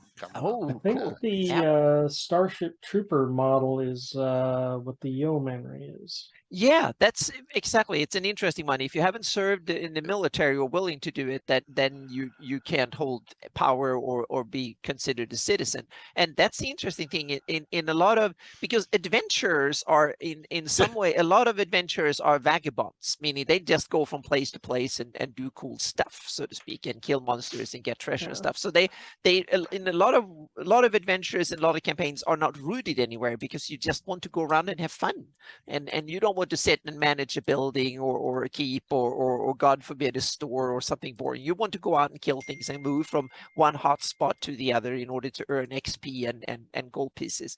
But then you can start thinking, how would people like that be treated in various realms that way, so to speak? Can you just come in with axes and magic weapons and spells and stuff? It's just wielding power left and right and kill things. Would that upset the local ruler, or would they welcome it? They will be like, oh, we need to advertise for adventurers to come in and solve various problems. That's one of the oldest campaign kind of archetypes in D&D history, is that, oh, the kingdom is in trouble, we need some heroes, and then you advertise for them, or you send for them, or you find them by reputation or something. They show up and they deal with whatever the monster or the problem is, and then they get rewarded. So there is a precedent for it. But and so quest givers are often people of power that way. But it's interesting that they seem to be, in standard D&D, the powerful one seems to be kind of inept. And I think that's part of design, because you want the characters to be the real hero, but that things circulate around, so to speak. Yeah, I think almost everything that was written in this is genius. Here's another one, a little mini political thorn in your side organization. Yeah. The People's Constables. They're just annoying. They're not. They're the thug tax collectors, right? They're going to fine you to death. And I've gone over this before, but here are some of the fines that they can give you for, and they're made up: fondling a duck or related waterfowl on the processional, carrying it but Zegger for fondling in the world, helping a halfling cross the road. This can be construed as occurring whenever anyone merely accompanies such a halfling. This is the kind of stuff they can fine you for. The People's Constables, and they're really an annoyance. Yeah. But if you start killing them, you're going to jail, or you're getting your hands cut off, or you're getting banished permanently. Yeah. And that's part of the fun of politics. Sometimes you need to know. I was 6 months away from citizenship and then got banished. Yeah. And I could see, like, a country like the Pale could have a whole book full of these kind of ridiculous rules regarding a whole bunch of stuff. And you should, as a DM, you should write down 10 or 15 of them if the party ever goes to the Pale, for instance, then, for example. And then when the party does any of it, then they will be in big trouble. And they either have to somehow, they have to maybe bribe their way out of it. They have to convince someone or of their usefulness, or they have to do a quest, or they will outright have a fine, or they will end up in prison or thrown out or something. So yeah. It's a funny thing. So as we're going through the Greyhawk part of this, there's a lot of, and the Night Watchman too. The Night Watchman is a political organization because they're basically paid. They're like the specials in San Francisco. They're rent-a-cops, right? The more you pay them. Now they do serve a public service, but they guard the garden and the high quarters more because and that's another of thing. Course they guard the powerful. The powerful are the ones that pay for them, or the one that calls the orders. But it might not necessarily be the one. It might be the poor people are paying for them, but they still guard the rich and powerful ones, because the rich and powerful ones are the ones that call the shots. They are not paying. It's like, remember in old feudal Europe, the royals and the nobility didn't have to. There was a lot of taxes they didn't have to pay, so they enjoyed the benefits, and the poor people had to pay the taxes. So it's kind of, that was the nobility, was the part of being nobility, was you get certain benefits like not paying taxes, and you can have that in the fantasy world too. You can that might be one of the real benefits of being a major house over a minor house, for instance.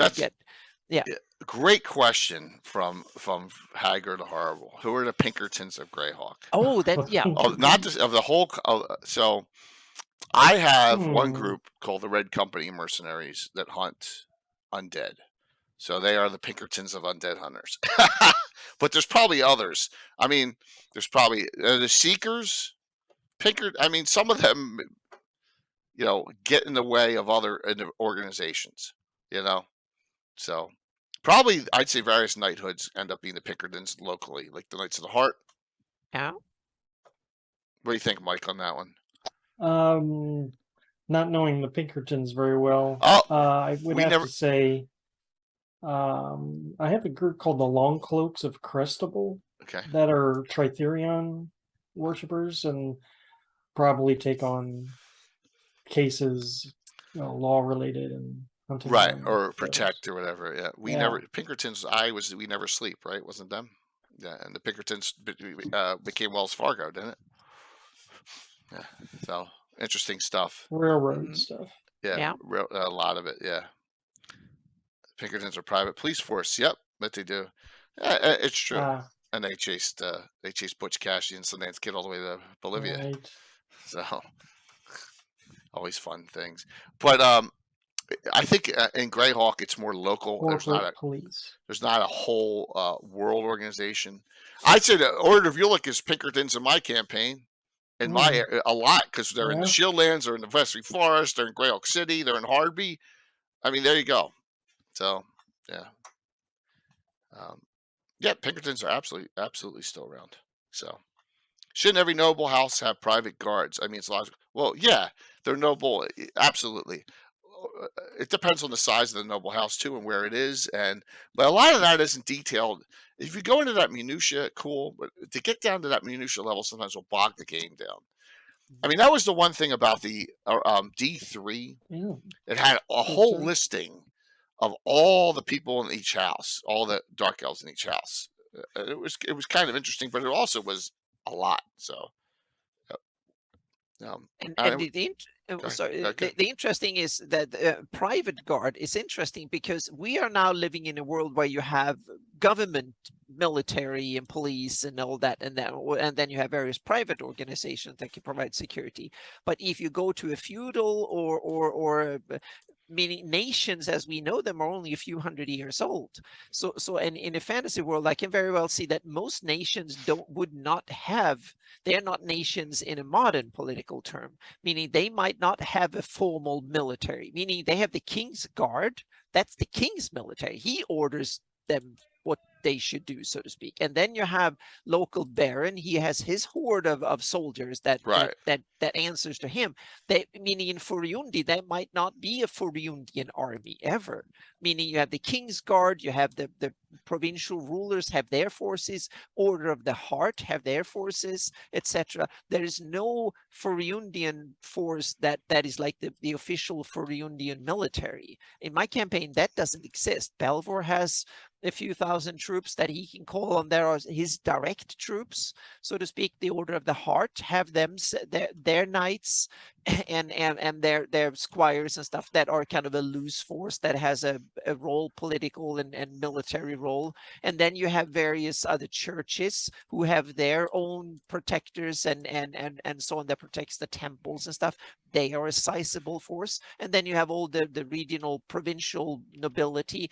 They have their own, each earl or count will at least have 500 soldiers, in order for his status demands it.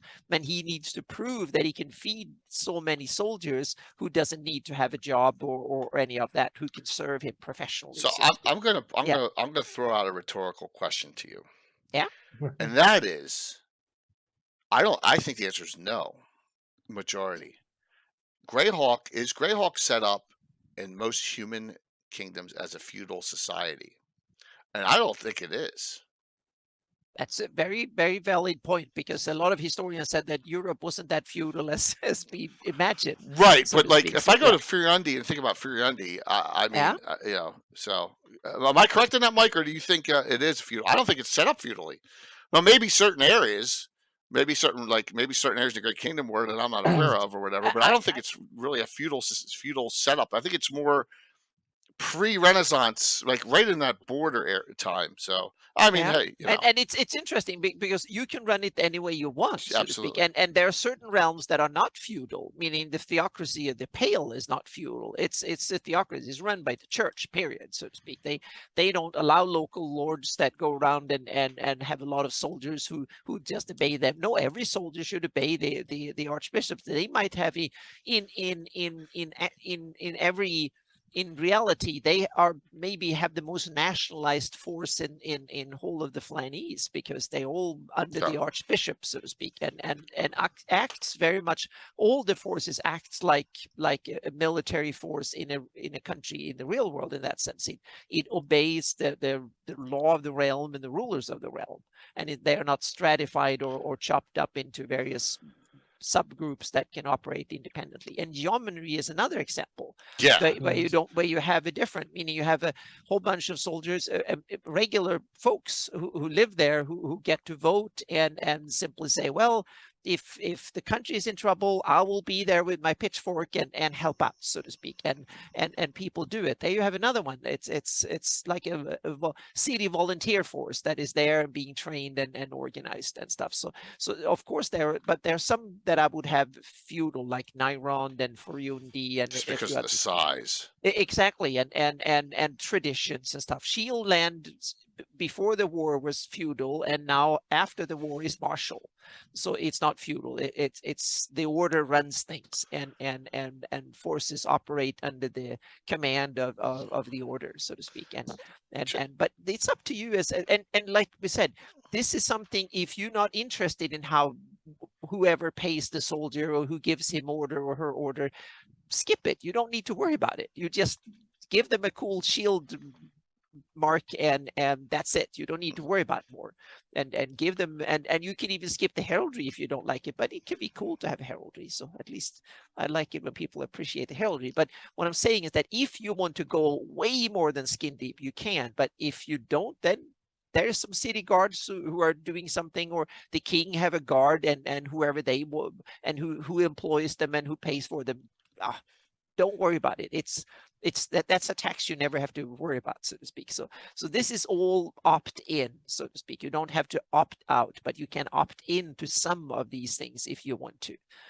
If you want to have a party, a session where you bore your players to death, you can set them up at a dinner party where they meet the local herald, who will inform them of all these things and all these. If you want to reduce the number of players in your campaign, you can take my things literally and torture them to death for 4 hours about this. So don't do that. I don't do that to my players even. So yeah. So I want to go over something, if you don't mind. Please. Right. Because I noticed it was all over the Cannon Fire Discord the last 2 nights, right, Les and everyone else. And I'm like, this document, this book, has a lot to do with what we're talking about tonight, and that's Bastion of Faith. Oh yes. Okay. Because Gary's now playing a Priest of Hexor in Les's game, and he's battle arms and stuff. Like I've been using this book for 20-some years, guys. Yeah, haven't you used battle arms yet? Oh yeah, absolutely. Rebellion Priest of Hexor, absolutely. Yeah. That's a great spell. But this book talks about a political, it's religious organization and goes into detail.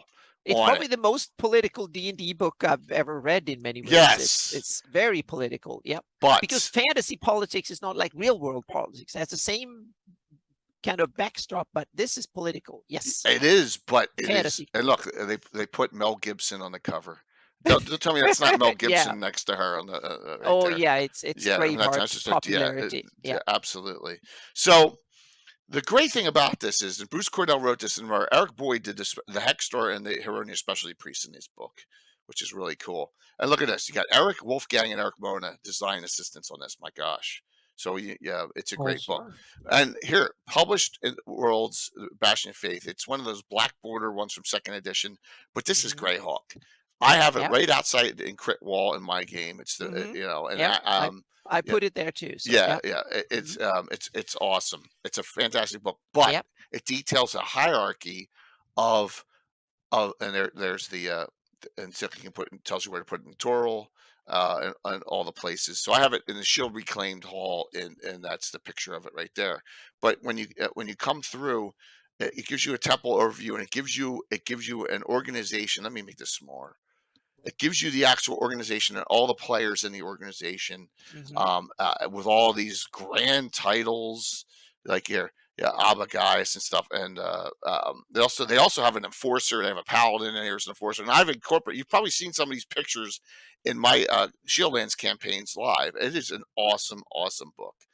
I would recommend getting it. And just great spells, great magic items, and a lot of discussion on the theory of the Church of Hieronymus in this book. So but Molku has a wonderful example. It's like the name of it is. It is. If you want to look into medieval politics, The Name of the Rose is a fantastic movie. It's a cool movie. And that is something you can, if you want to run run almost like a detective and stuff, but it's a who murdered mystery, so to speak. But you can, so that's like medieval politics, and you can easily make it into fantasy. I'm whispering it to you right now, Story. Yeah. It's called Bastion of Faith. It's from, I think, 1999 2000 by Bruce Cordell. And I imagine this is one of the ones you can get rather inexpensively, and I think you can get it right on. I think you Drive Through RPG. I think has it. Yeah. So, it's the book. You think that in the name of that book The Name of the Rose. Yeah. And it's got Connery in it. It's got Ron Perlman, and it's got what's his name? The movie is fantastic. Christian Slater. Yeah. Gives you the Bastion roster, and just showing you get a political religious organization rife for placing wherever you want. But this was meant for Shieldlands. So really cool stuff. Going over like now how the candidacies and stuff goes. This group is meant to be a mover and shaker in the politics in the Shieldlands, working with or even against Knights of the Holy Shielding, in my opinion. So something cool. I just wanted to bring it out because, man, there were all these discussion points going on about this in Campfire Discord. I'm like, man, it's one of my favorite books of all time. Yeah, it's great. Yeah. Mike, did you ever peruse through this? Don't have it. Oh, get the PDF. I don't think I do. Yeah, get the PDF. I didn't buy it. I got the PDF, I think. Another one that Les brought up when he was talking was in the Paladin in Hell, and you have that order as well, that Cuthbert order, right? Yep. That the Rose. Oh gosh, I forget Les will put it in chat. I know because he's so good about that stuff. But that's another good one too. So you read this cover to cover. That's cool. Yep, it's $4.99. So there you go.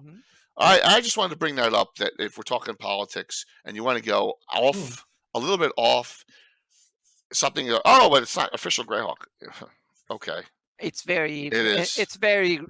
Greyhawk rather than official Greyhawk. Yeah, and you got Hieronymus and Hexter specialty priests in here from second edition. Convert them to fifth. Convert. Here you go.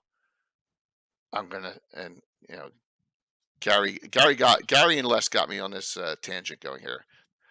You convert battle arms right here to 5th edition, and then just have a 6-armed priest running around of Hexter, and you're golden. So there you go. Yep. Hey, Cave Geek, good to see you, Kafir. Hello. Good to see you. You are Cave Geek Arc, an official sponsor of Virtual GradCon 3. So it'll be it's going really well. We had a level 9 hype train, Kafir. It was awesome. And look, there also are maps in here too of the Bastion and under, so pretty neat stuff. All right, I just wanted to share that with you all, saying Jay's buys. This is one to get. It's a good one. So now that they took the caps off, it's really cool there, Kafir. It's really a neat thing. Mike, tell us about something you want to discuss politically. Yeah, please. Okay. Well, you guys have kind of danced around it pretty good. I do think the City of Greyhawk is the best place, like you mentioned before, if you really want to play a political campaign. I know Wiley was asking a question about that. It's it's got the best, at least example. You know, if you want to follow an example of something, that City of Greyhawk box set will give you a good way of modeling your own. One of the things I like about it, and I know Gary Pulliam made fun of this right at the beginning of the show, was the vote for the goat. Yeah, I saw that in there, and that's a third level adventure. That's real low level, and it's getting players involved in the public council election. So apparently, there's different districts in the city, and they all have their own representatives. Who then, you know, it's something like the people do get to vote in the city of Greyhawk, but it's just for this representative, and this representative really doesn't have much power. They just get to sit in on oligarch meetings once in a while. But and in that particular venture, the political party is the Talking Goat Party, which is a guy that gets polymorphed into a goat. Tons of fun. There's also, and I don't know where it is, and I think it's either a Dragon magazine adventure where there's a corrupt judge in Greyhawk, Judge Porthos, I think it was, and you have to like get him out of this mess. You know what? And if you can't find anywhere published, maybe I made it up and I don't even realize it. But that's how long ago. But I remember I had a corrupt. I could have sworn it was published source. There was a corrupt judge adventure, and he's in a lot of trouble, and you need to get him out of a pickle. So yeah.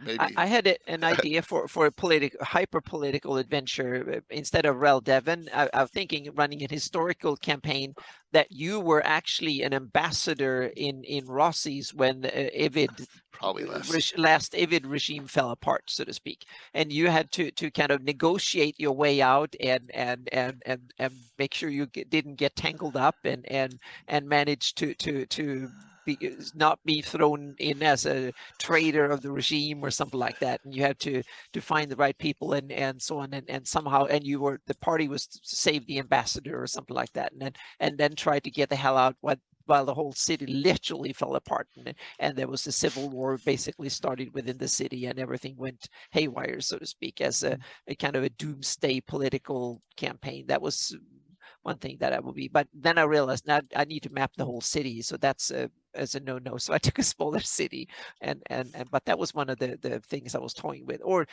going afterwards and say. But I was thinking, just for the heck of it, run a 10 session or a year or 2-year campaign, and doing it just to get Rossi's done, so to speak. But I didn't do it. But it was kind of it was when I read the Ivid the Undying, it was like, oh, I want to adventure in this. This is dynamite. That's another very political source book when it comes to Greyhawk. It has all these kind of this conniving, backstabbing, compartmentalizing, feuding, lords, princelings, overkings, whatever. So yeah. It's political dynamite. Yeah. And there's a lot of, Tim said, local politics, and there's a lot of it. And if you play in Tim's, well, I do. In Tim City State games, there's a ton of politics and backstabbing going on all the time. So much that my character sometimes goes a little berserk because of it, but that's okay. Yeah, and that's the thing, is that's when you know it had an effect on you. When you get to the point where the politics in your character gets frustrated at the political process, then you know it works. The block politics in New York City. Yeah, there's a lot of ward politics. Yeah. Well, and Tim, we talked about this. Less political struggles. Everyone's good, but have conflicting interests. We all know that in my game, Andre Winchester and Elaine Winchester, two super powerful Winchesters, despise each other, even though they're both level good. Happens.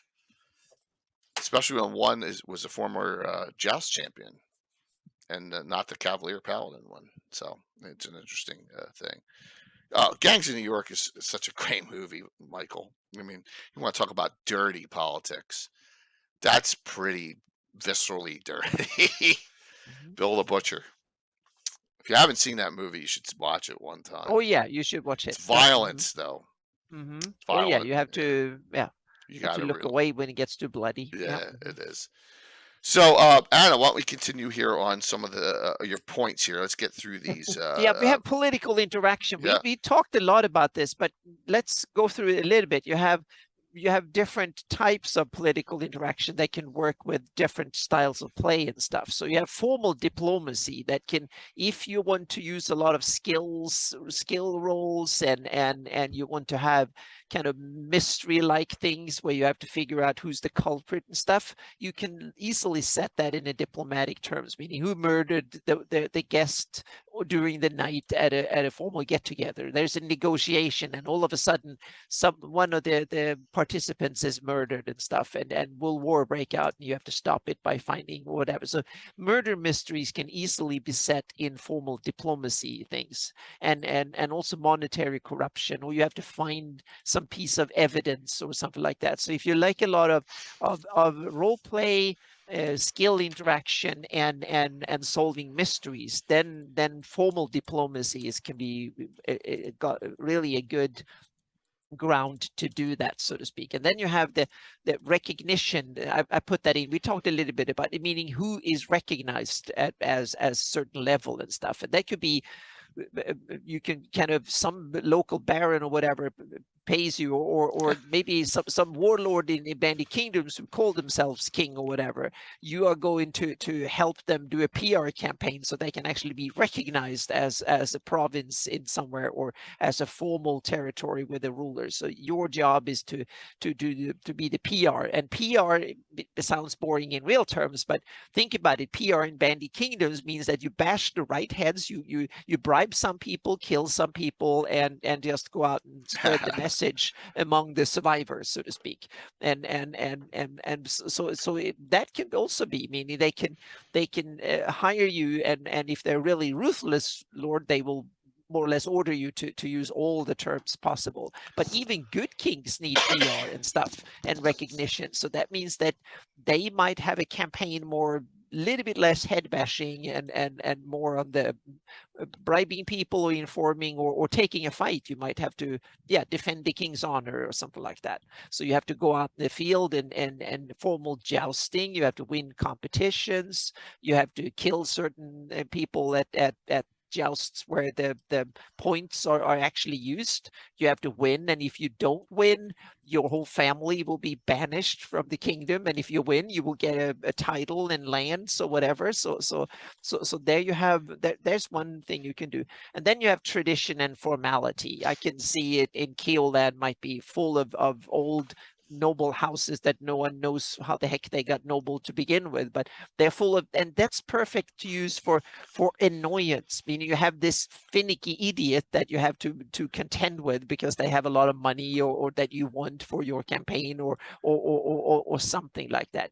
You can't really just bash their heads in or something. It's you can use it as a sort of trap, or as a way of, you have to navigate around it. So the characters have to make sure that in order to get to where the treasure is, or where the information is at the diplomatic dinners, avoid that princeling for every reason, because if he puts a clause in you, your whole family is screwed, so to speak, or something. So that might be.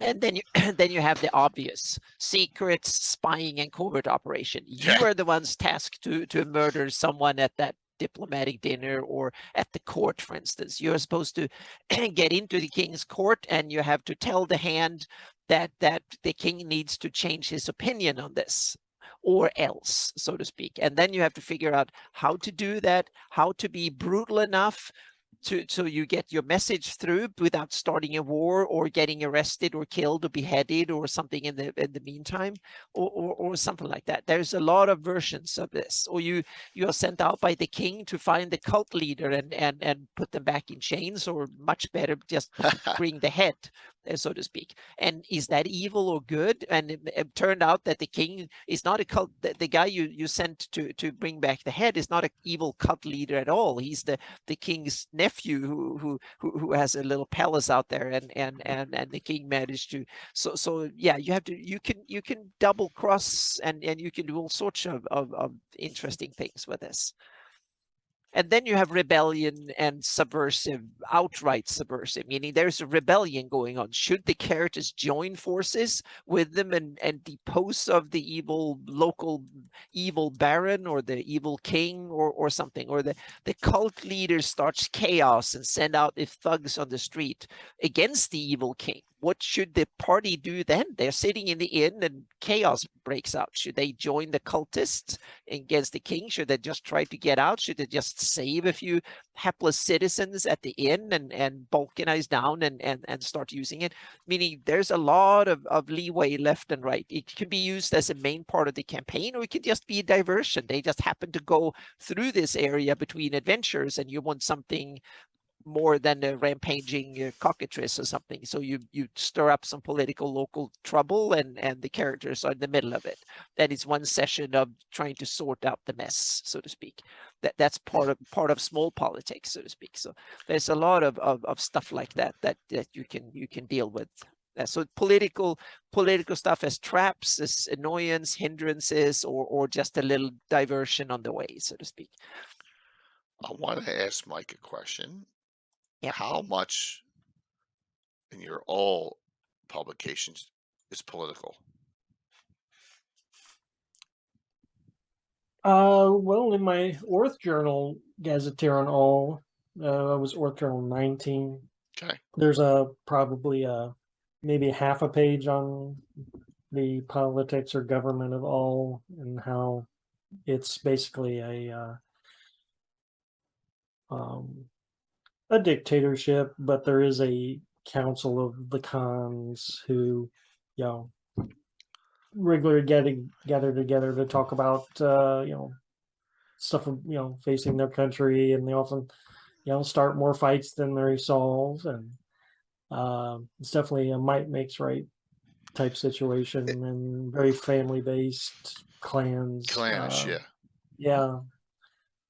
So nothing too elaborate. It's a semi-nomadic country, so they just. Is it rife with assassin types, or is it more barbarian types, or fighters, or bandits mix? All that, sure. Okay. Yeah. Okay. So in the south in Kester is where your assassins would come from there. Oh, okay. Kester is the part of All that is not governed. Kester's more ruled by the rich down there. Mm-hmm. The people with the money and all the influence. And then if the ruler, if the Oricon comes down there, then they act all nice. They like to keep things status quo. Mm-hmm. But Kester's definitely a place where your assassins and thieves would thrive. Whereas up in the north, I'd say more fighters and rangers. So Kester is urbanized but not civilized. It's definitely not lawful. Yeah. So yeah. Mm-hmm. So Gary just said the politics is 75% of the Flanders is often bound up in its former relationship to the former Great Kingdom. Interesting. Yeah, that's one of the things we haven't got into. But it's the Great Kingdom still shapes a lot of the political landscape, so to speak, in the Flannies still, even after it's falling apart, maybe even more in that sense, but in a different way. And I'm going deep into that in my campaign. That's part of my fun as a DM and campaign builder. I'm going crazy deep on this, and most of my players don't.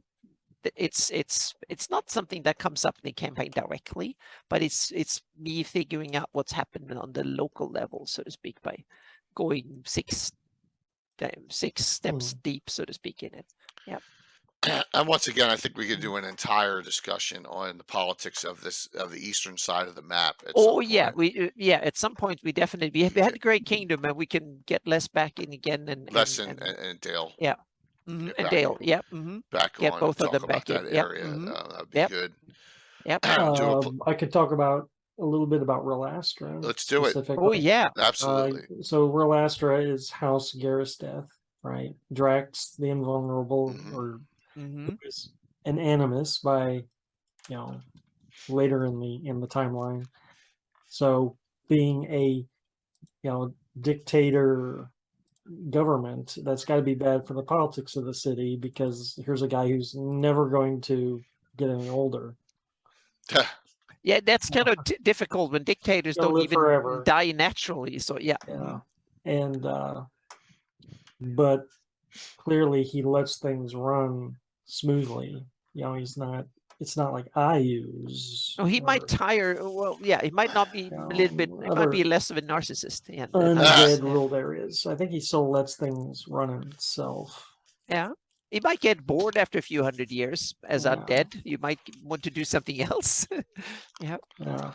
But I think what he's actually doing is he's just buying his time. He wants to rule the whole thing. He's got that lineage that he's waiting to cash in on, right? He's just waiting for the right moment to strike. He has to build his power base, right, so to speak, or something. I think he's Garristeth, or is he Nalax?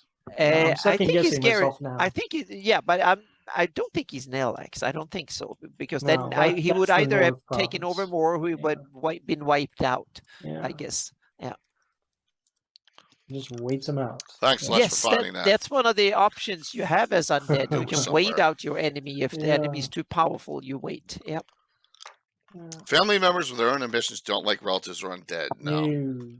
Yeah, exactly. And some rulers don't like their relatives at all. Meaning, look at all these problems they have in medieval and the House of Dragons and stuff, where you have who's going to inherit the kingdom or the empire is that's politics by genetics, so to speak, or family structure, and that's taken right out of the playbook of old medieval Europe. It's who gets to find the right heir and have him, and first you have to create an heir, and then you have to make sure that they live on, and then not create too many, and then the ones who didn't get the crown or the throne will be pissed off and start a rebellion somewhere or something. So now, speaking of long-lived rulers, is anyone ever going to replace Cobb Darg and Irongate?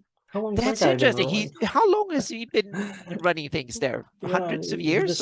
He'll be mayor as long as he wants to. Okay. He's undead of some sort? Or no, he's like, they don't know what he is. They don't know if he's human or dwarvish or whatever. Because if he's not human, he could be in there a long time. Yeah. Yeah. And then we have elves, meaning how long has 10-year term? 10-year term. 10-year. 50 years. Oh, wow. Yeah. That's kind of a giveaway, Cobb. Yeah. Or, Yeah. So then we have elven rules, meaning how long has Yulendi run Selene? Is that a century or 500 years? That's a in my opinion, and once again, I know our elvendoms are a lot different. Yeah, but it's like the timelines just don't mesh, because the kingdom of Selene's only 100 years old or 150 years old. What have they been doing for 2,000 years? I mean, that's a lot of. But so you're saying they coalesced into a kingdom, right? They're affected. They were. It says it right in the timeline. Demi-human realms of Selene and Ulic are affected at a certain point. Yeah, but before then, they were part of the Kyish Empire, weren't they? No, not Selene. Okay, so what was it there before then? We don't know. It says that Gary, that they're thousands of years old, but there's no. It's not noted anywhere. Exactly. I'm with Gary that it's been there for a long time. Yeah. Which makes sense to me, completely. Yeah. I have it that it's been, but parts of what is in my campaign today, because parts of the Ulex are now part of Selene in my right. Yeah, and parts of it, like the principality, is now a full recognized kingdom. It's the king. They got the Ulic name, and the prince, the dwarf prince, became a king. So he got recognized, and in return, he supported the elves Selene to become and get areas from Keoland, so to speak, and they paid for it, and the elves, and they also got rid of the elven problem, because then they became more of a pure human realm, and less a lot of elven politics in there that kind of got messy from a human perspective, or rather the opposite. You got bored and nothing happened, kind of thing. Yeah.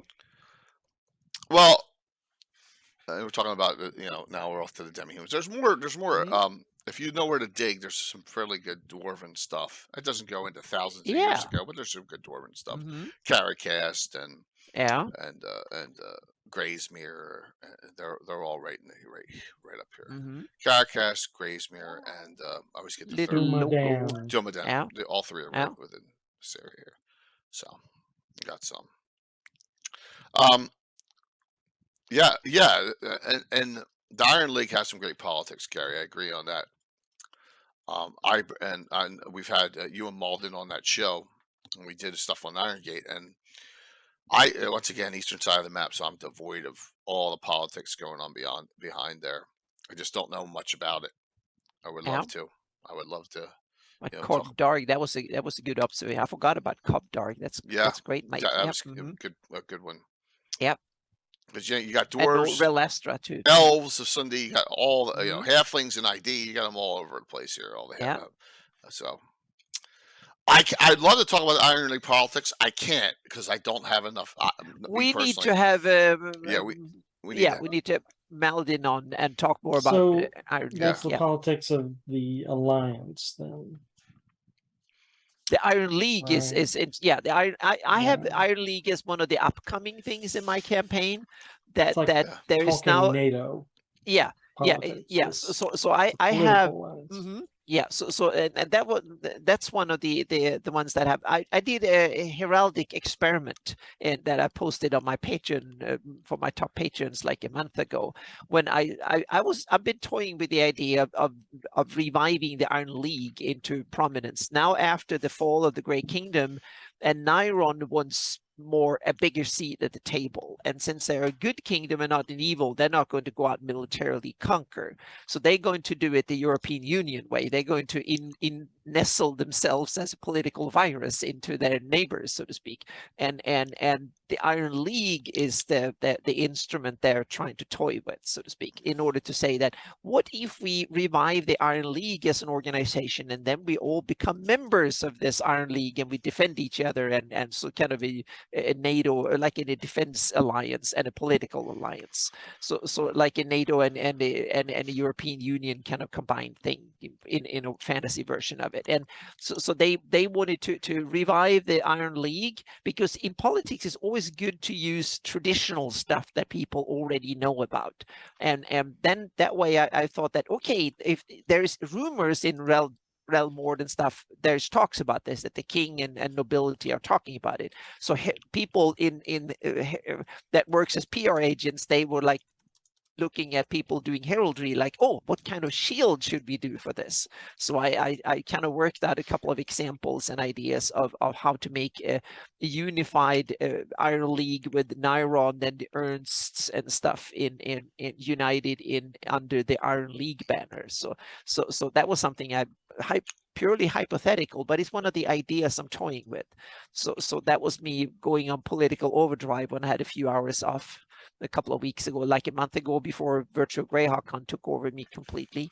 So in planning for it, so that was something that I did. But that's something I don't do it because I think there will be a direct adventure out of it, but it will be a playground for a future campaign, maybe, or something in the future. So I'm toying with the idea. So yeah.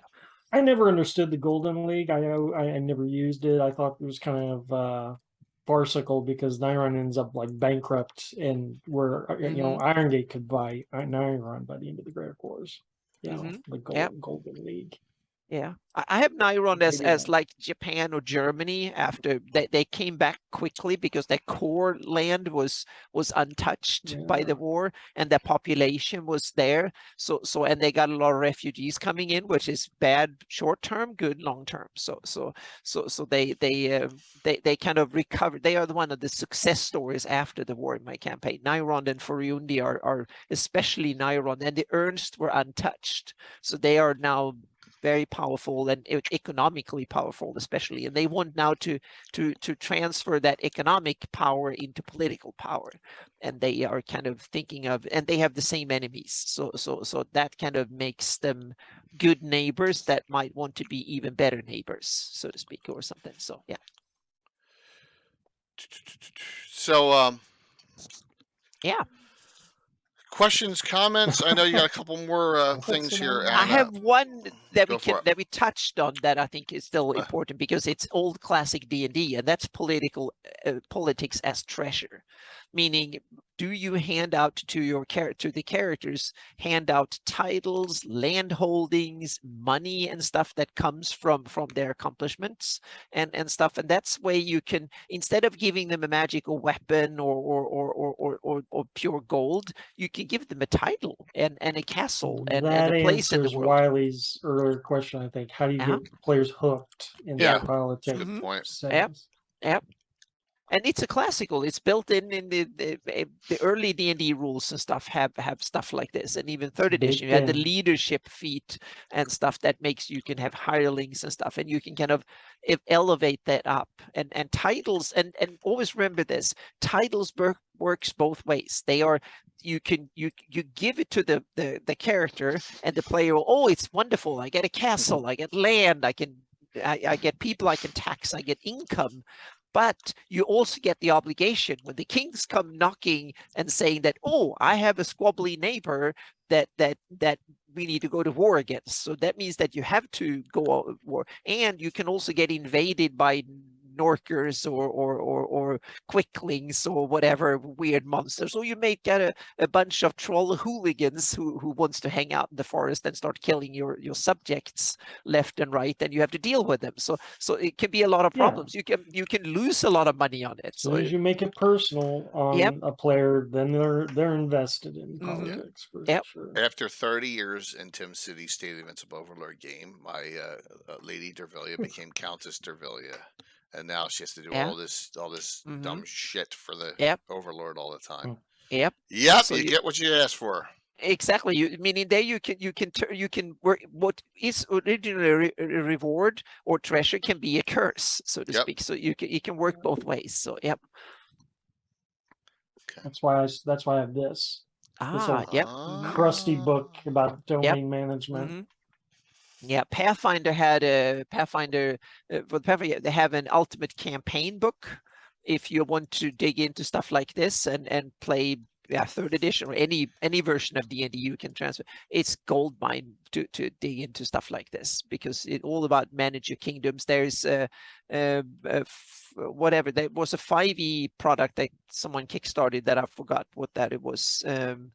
That was really good. Stronghold one? Exactly, Stronghold. Yes, Strongholds and Followers and Strongholds or something like that. I didn't get that. I regret. Yeah. I bought it as PDF, but I sifted through it as PDFs. But it's and that's one thing. If you want to get this political more kind of down to earth in your campaign, and you want to quantify it, and you want to have rules mechanics for politics, then the Strongholds and Followers and Ultimate Campaign are two ways you can go, so to speak. Where you have Birthright is kind of interesting as a campaign setting. It's had it built in.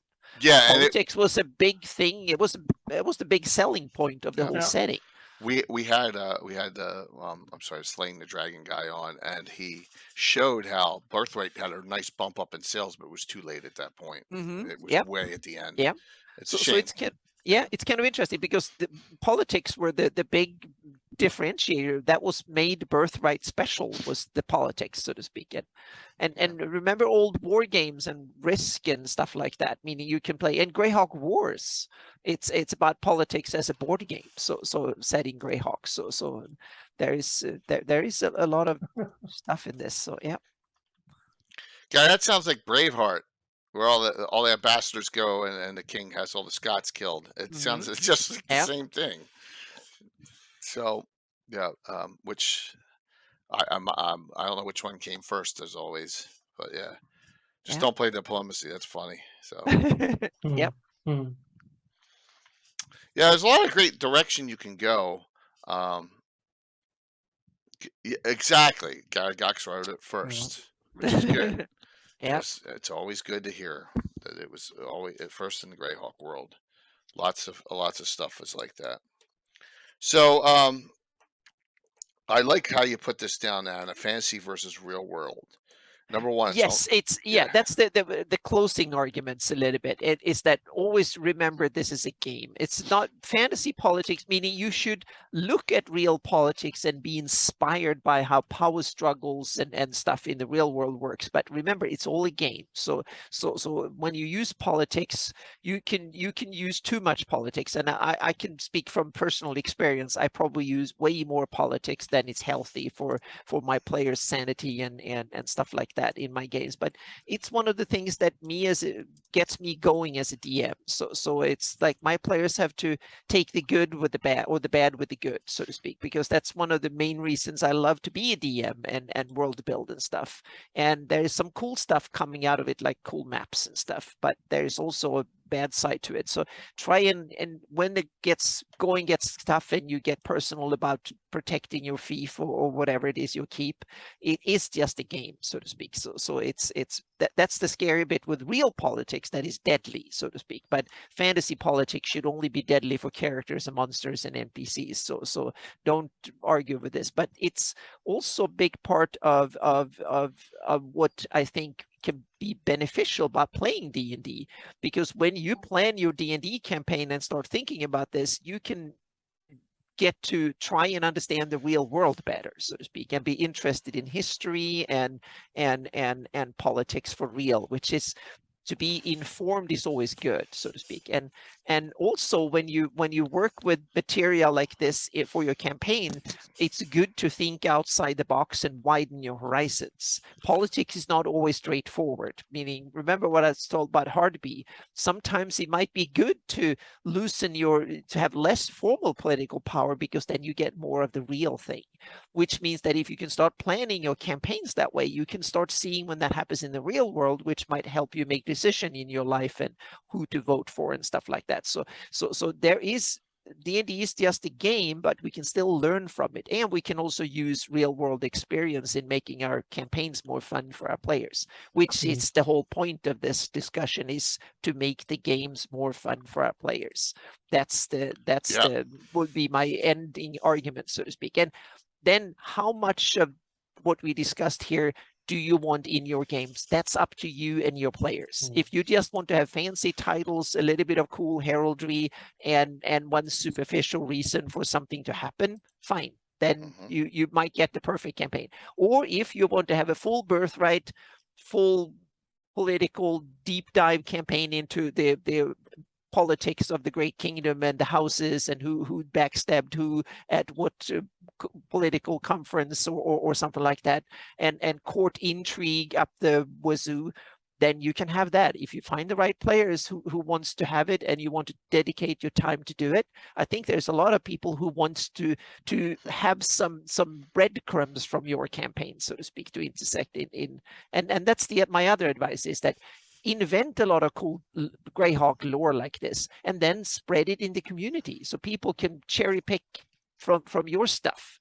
And then meaning Mike Mossberger had put lots of cool stuff about Nyrond, and we've heard so many other people have wonderful ideas. Meaning Drew Carthan has about the veil and stuff like that. So it's wonderful. So come up with cool stuff and share it with the community. Mike, any closing thoughts on the politics? Oh, just thanks, Anna, for carrying us on your back on this topic. You're welcome. Thank you. I could talk about specific countries in the world of Greyhawk, and I only understand half of them. Like, how does Pyramid work? I don't know. Yeah. But Anna definitely knows the nitty gritty on the topic, game application and theory and all that.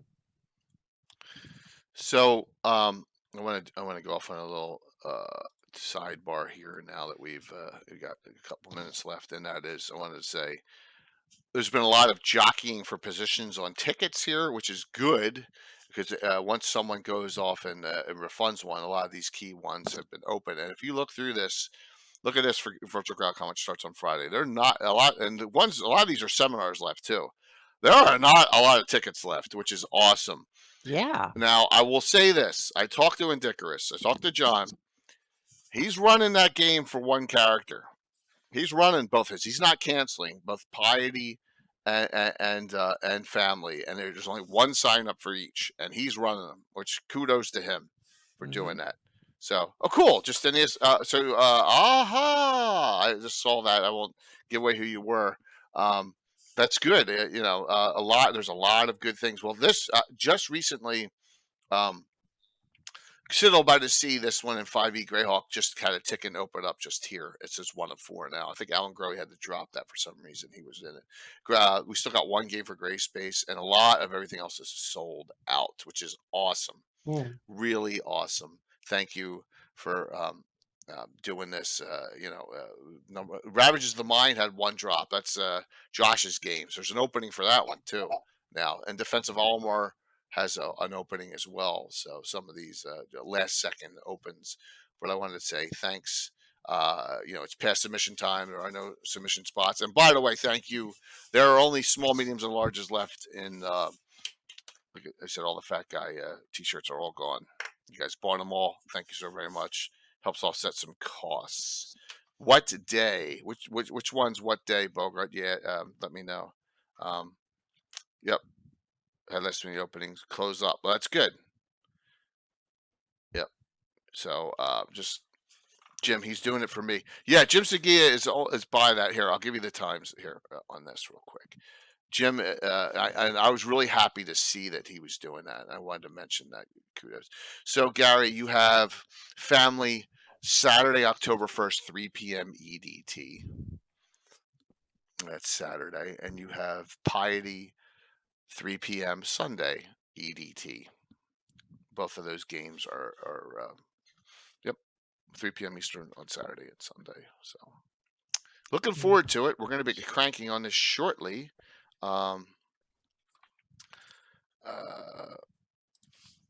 Thank you very much for the kind words there, Redbox. We're trying. We always try. Anna came up with a great one tonight. It was a really fun discussion. Plus, we had a record hype train level 9. I hope it was an interesting discussion. So yeah, definitely. And needed to be done. Yeah. So so now we can wait a year before we get into demographics. Yep. Do some shout outs here. Mike, what do you got going on, man? Well, what do I got going on? Not a whole lot of gaming these days outside of Rich's game. We're still okay. Well, that's good. Down in the south. A lot of, just games get stalled and whatnot. This last weekend I went to a Ren Fair. That was fun. So I saw some jousting. Ooh, wow, that's always fun. Yes. Other than that, though, I did manage to put out a new blog post. Oh, cool. I got Baron Plains War. Oh, awesome. So that's some Rovers of the Barons versus Horn Society action for you. Oh, wonderful. Thank you. It's true. But they use fake spears. Really, Tim? They use fake spears?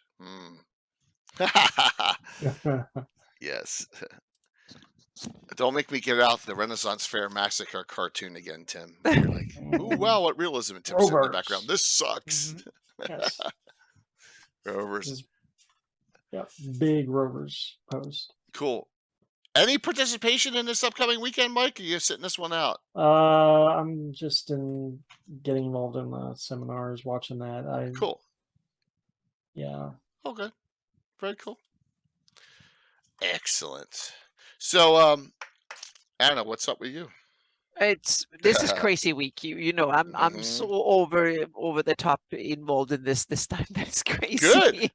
Yeah, I just signed up for a game, Von Malkus game, so I'm looking forward to that too. So that kind of sunk my Saturday into complete. I was hoping that I had that time to prep for Sunday, but yeah, so it will be on Friday, my mapping seminar. That will be a little bit less about maps than usual and a bit more about my campaign than it's been previous years. But I think it can be fun because I have some new cool and things coming that I don't think anyone are ready for or anticipate, so to speak. So that's fun because there's something that I've hold that I haven't talked about or mentioned to anybody yet. So there will be some announcement there that I think could be fun.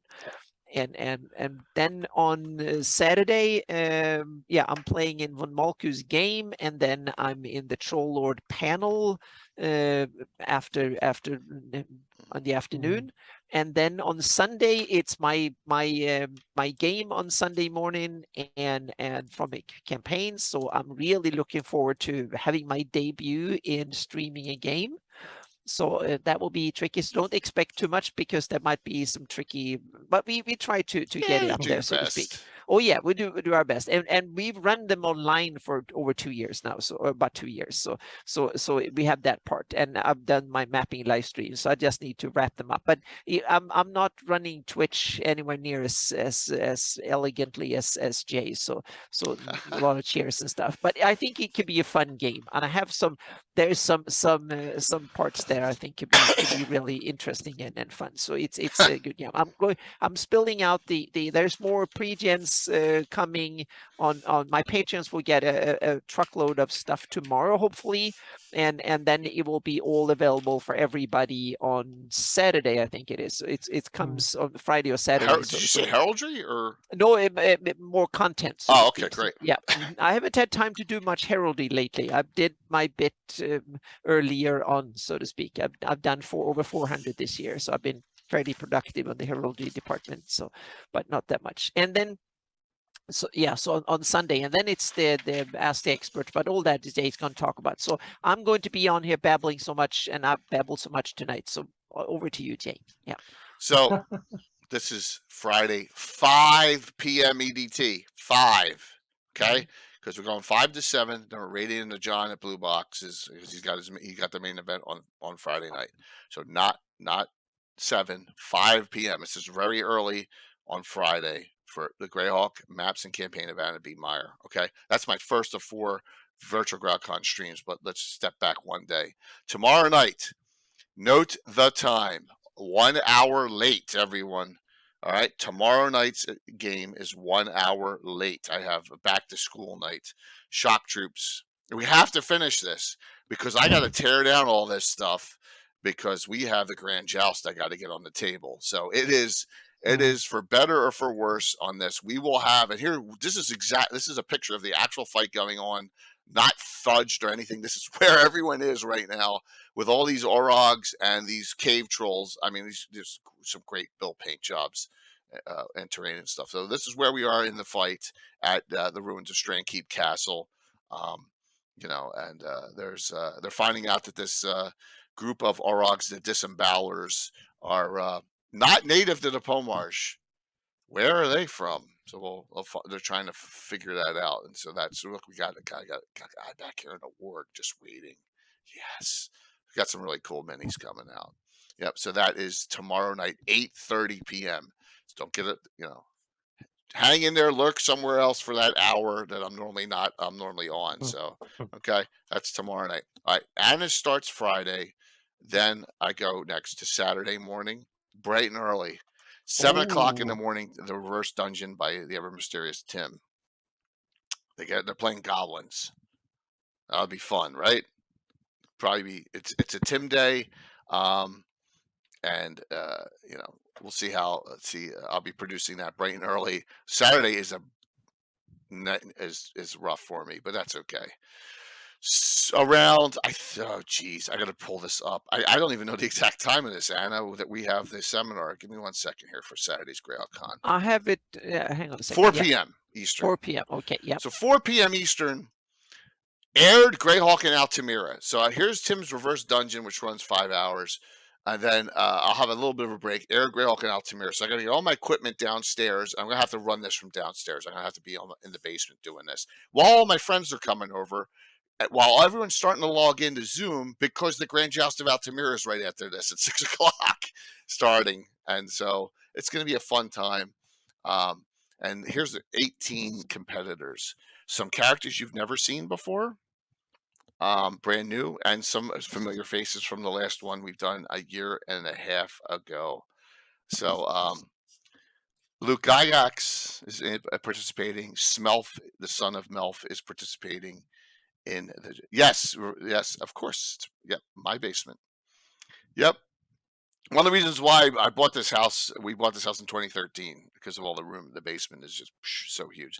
Alyssa Faden, Mike Disney, Bones, Chuck Cumbo, William and Henry Dvorak, Patrick Kane, Ancient Gamer, Von Moku, the return of Matthew Barnabas, but he can't win again. But he and Mike Disney's character are spoilers. You'll see.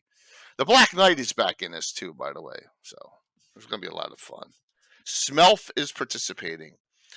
Yep, Smelf is, and we'll see how he does jousting. So, going to be a blast there. All right, and then I get to watch Anna. I get to watch all the Sunday streams until Sunday night. The SD experts, all confirmed. Eric Mona, Eric Boyd, Alan Groh. When he finishes his game, he's DMing. Will hop in. Joe Block and Malden have all confirmed. So ask them anything except when's Rotzi going to start putting out Greyhawk content. All right, we don't need that question anymore. So that'll be a fun discussion. Plus, we're going to do giveaways throughout all the highlight streams. This is going to be where the meal ticket is. Normally, this is one of my highest viewed shows of the year. So we're going to have a ton of great things being given away during the show, as this is the finale show. So and it'll be a fun time. And then next week we have a Legends of Lore on Wednesday, and the week after that, the 12th, I can't do Legends of Lore on the 12th because I got something going on for work. But the 8th, and I don't have a banner for this yet, Saturday morning, October 8th, 10 a.m. we have on wall. So we have Creighton Broadhurst and the Brits UKs. Yeah. So yep, a special time. Saturday morning, 10 a.m., Legends and Lore, so that they can make it time-wise. Okay, and I'll have a banner for that coming up after GrowCon. Lastly, we have the Saturday night special in 2 weeks after GrowCon. This is all confirmed. Prophecy of the Overgourd, so it'll be a little Mike Disney Overgourd Halloween story. Special guest is AJ Winter's Tales. We have the whole crew from the Slavs involved in this. Fun times. All right, let's do giveaways. Thank you all for a record hype train and subs tonight. We hit a threshold that partners need to hit. I got another slot. I can do another emotes. Woohoo! Which is awesome. Hey, David. All righty. Give you all 10 seconds if you haven't signed up. Got UK 1, 2, and 3, U1, C1, C2, and I9. You get a choice of 2. All right. And we'll do 2 of these, considering I got well over 100. Well, ton of subs tonight. Thank you. Last call. Get some people. Hey, Extort. Good to see you. It's been a while, man. Awesome.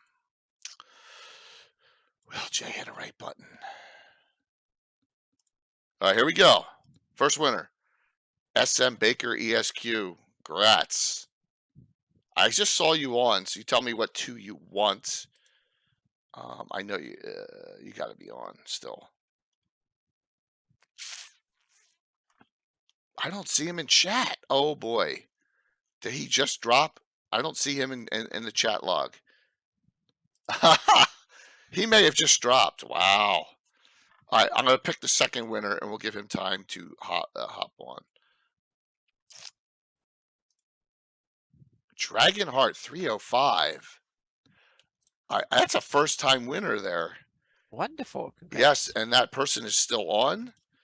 Awesome. I will need your full name and address. Oh, you're here, Baker. You tell me what 2 you want. Okay. Good. Good. We got him.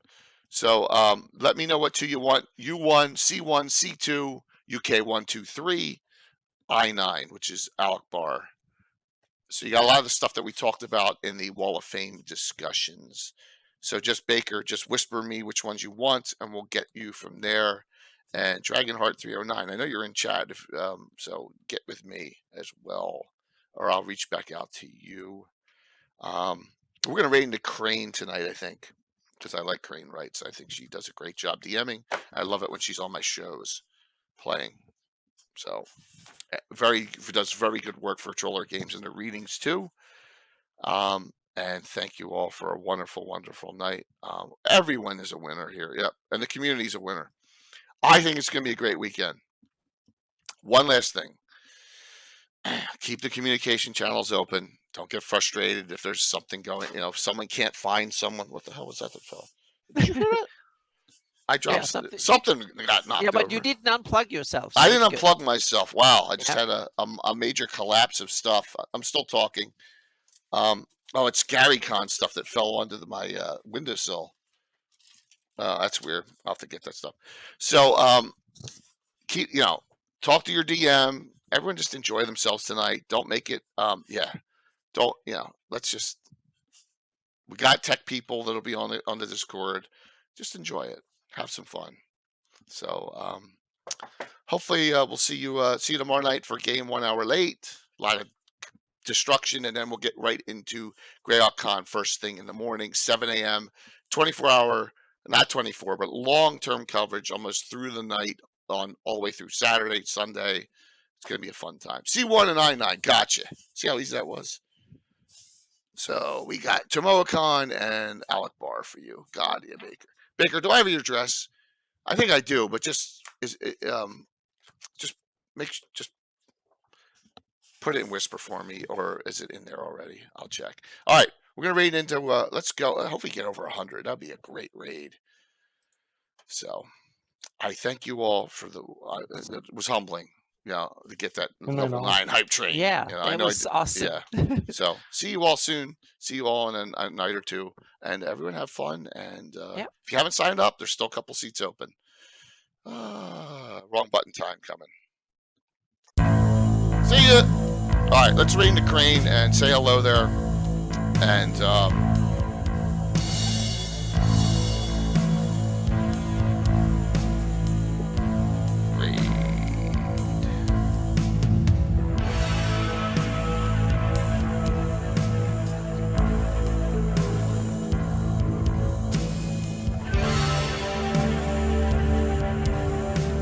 wow, 90 is still awesome. 91, 5, 4, 3, 2, 1. See you tomorrow night. 92. Good. Yeah. That's awesome. Yeah. It's a good number for talking politics for 2 hours. Yeah.